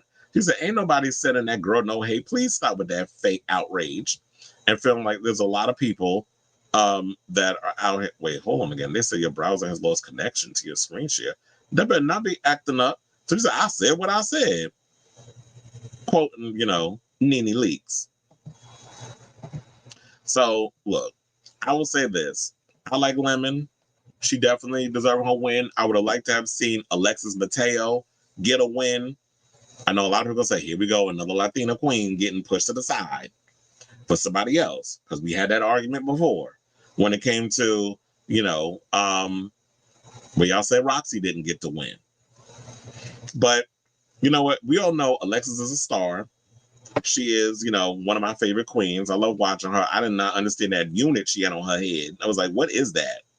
That was a mess. But other than that, Alexis was giving me my life this season. So I say all this to say, what do y'all think of this story? Do you feel that Alexis should have won, or do you feel that Lemon's win was valid? Or do you actually agree with Silky when she was saying that it was production being messy per usual and a lot of the messy edits where it was like y'all set this whole situation up for her to win? I definitely understood where Silky was coming from because like I said, before I came on this live, I rewatched the performance on Twitter because it's up there. I was the one going to go back on Wow Presents Plus and watch the whole episode again. But I was like, I rewatched the performance again, and I did notice what Silky was saying. So I definitely feel like you're all correct in your own way. But people trying to take it and run with it with something else and saying, oh, well, you're just bitter. I just feel like that's just a weak, lazy argument. So let me know what you guys think of this story in the comments down below. Okay, so now we have comments. Speaking of which, Onyx says, I just felt like the season was so predictable for the start. I'm glad you said it because that's what people were saying. I was like, yeah, it just felt like that Lemon was pretty much, it was set up for her to win. And we've seen many times, if you pay attention to Drag Race, that has been the overall complaint, especially when I watch a lot of Drag Race pundits who, do their citations of Drag Race, and they'll say like, you can definitely tell when production is going in and trying to steer the story in certain directions or steer things to manipulate the audience that's watching. There's like, oh yeah, we can pretty much see. Okay, we can see from a mile away this is being set up for such and such to win. So we're not going to sit up here and act like that production is not slick in the way they do things sometimes. And I just felt that this season was so predictable. Oh yeah, wrote that twice. So Alexis was never going to win. I don't think they would crown two American girls. That was another thing I was thinking too. I feel like this was a way for them because that I hope I said that in my video too, that what you're saying that yeah, last year it was we had an American girl win, Akira won, and now you're gonna have Alexis win. So you're gonna have two American girls win a Canadian season. Like y'all trying to say Canadian queens suck? I mean, I believe I've said that before, that I don't think a lot of y'all got a lot of real big talent from the Canadian girls. Because I don't really watch Canada's Drag Race like that. But I will watch, oh, excuse me. Depending on the situation, I'll watch out of curiosity. But I don't feel like the three people they have on there, Brad Goreski, Brooklyn Heights, Tracy Melchior, I don't think that they have that it factor where they keep me engaged in the show. And to me, I just felt like Brooklyn was very cold this season. You are a star. Now sashay away. Like just I'm like, girl, that's how you dismiss me. I was like, at least RuPaul sounds way more demure and very mindful when she says it. It's like it needs to feel a little more endearing. I know there's only so many ways you could say sashay away, but it just felt very cold and very disingenuous the way she would come across and say like she wasn't present. Maybe she was more or less interested in whatever was going on in her damn phone than being present and hosting a show. But I was living for, speaking of which, I was living for RuPaul all last week when I was watching him on Jimmy Kimmel, fill in. He did a great job filling in for Jimmy Kimmel. So, I definitely would love, I feel like, you know what, I would love to see, and I hope that they push this, or maybe even Jimmy Kimmel sees it and pushes it. But I think RuPaul needs a late night talk show. I would love to see him get back in the whole late night. Well, I don't think he's ever done a late night show. I know he's done the RuPaul show on VH1. Then at one point he did, what was the other show that he did the short-lived daytime talk show on, I forget what network. But it wasn't a good show. It was like you were trying to be like Mr. Like it was very happy-go-lucky, very positive. I'm like, this show was boring. Then he had Michelle and Ross Matthews there. I feel like he was trying to do the very show that Drew Barrymore is trying to do with her show, and is able to really she's able to make that work for herself.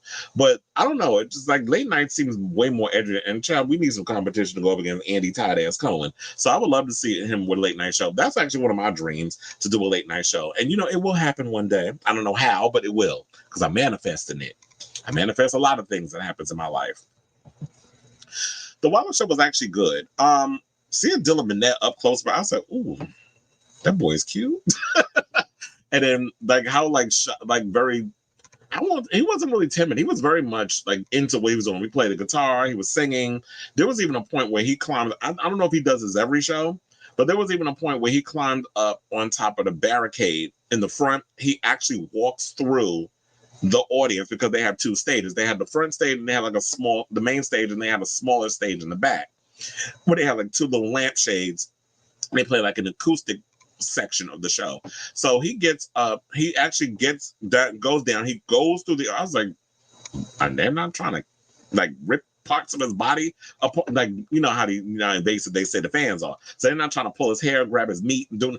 I'm surprised they didn't do none of that. He's singing on cue. Never it wasn't at one point it's okay, he wasn't on it with the vocal. He kept singing, he was going through the thing. Of course, there was security that had to jump in there with him. I felt bad for the female security because her hair was all messed up by the time she got to the other side. She had to pull back, but the hair was messed. I saw the head strands was coming out of the ponytail or the bun.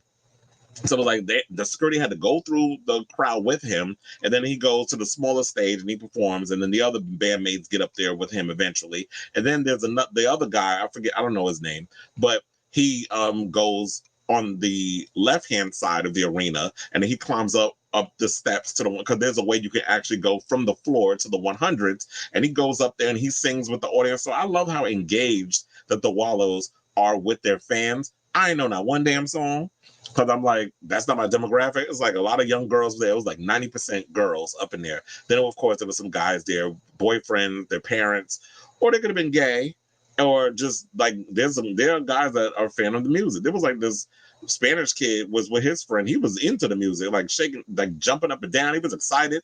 So he and his friend were having they were living their best life.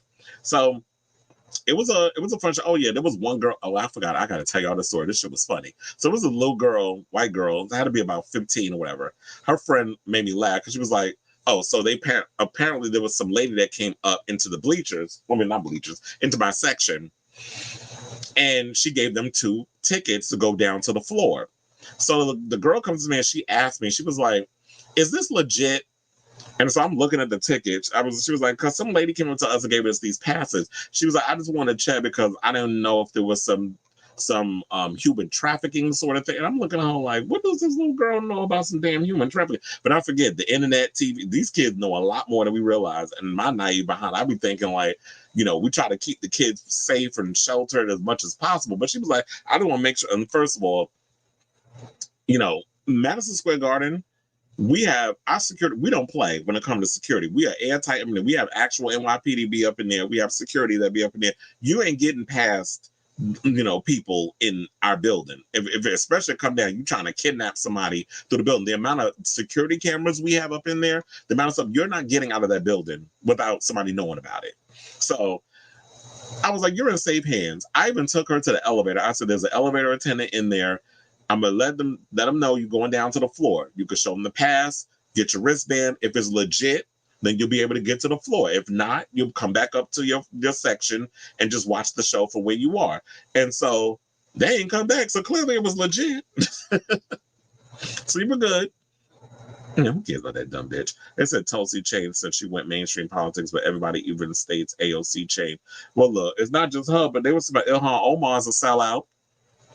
How she was over here talking about the genocide of Palestine, but she's been kind of pro-Israel in a lot of situations too. But I guess everybody has a price. I guess is the word on the street.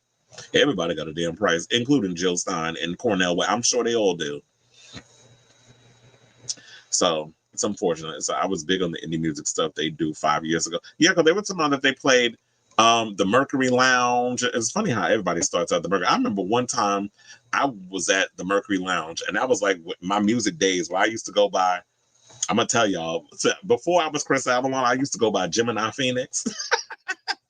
That was the band name, and so and that was like back in the day at the Mercury Lounge. So with that being said, the cutest thing about this whole thing is like, yeah, it seems like everybody graduate. They go to the Mercury Lounge, you do CBGBs and that sort of thing. And yeah, I wasn't really familiar with their music, but it seemed like a lot of the kids were more or less into their, because I guess they have I don't know if their new album is out, which is called Model. Because I was like, why would y'all call it the Model Tour? I mean, that's a stupid name, but whatever. Y'all call it what you call it. But I didn't really know the music, but it seemed like the indie stuff that they were playing, the fans were more or less into that than the newer stuff. I mean, they did a good job. They was out there, they were playing the guitar, acoustic, electric. Dylan had on that see-through blue shirt, and his underwear was showing the whole. And I was like, okay, I see your little tighty whities, your Calvins. And then introduce himself like nobody knows his name is Dylan Minnette. Like, sir, you're an actor. Everybody knows your name is Dylan. But it was cute that he did it. And they seemed really appreciative. So they gave a good show. A lot of these young kids, we sitting up here and talk about they don't be giving good shows, but a lot of these kids out here, they definitely be out here pounding the pavement. So shout out to them.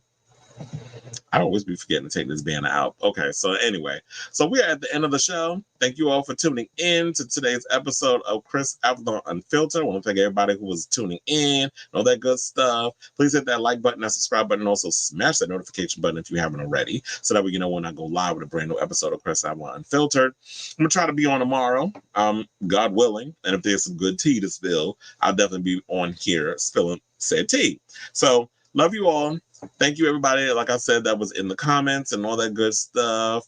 I hope I answered Sailor Mermaid's comment, because I remember he asked what I'm doing for my birthday. Oh yeah, I did say I'm working, fortunately.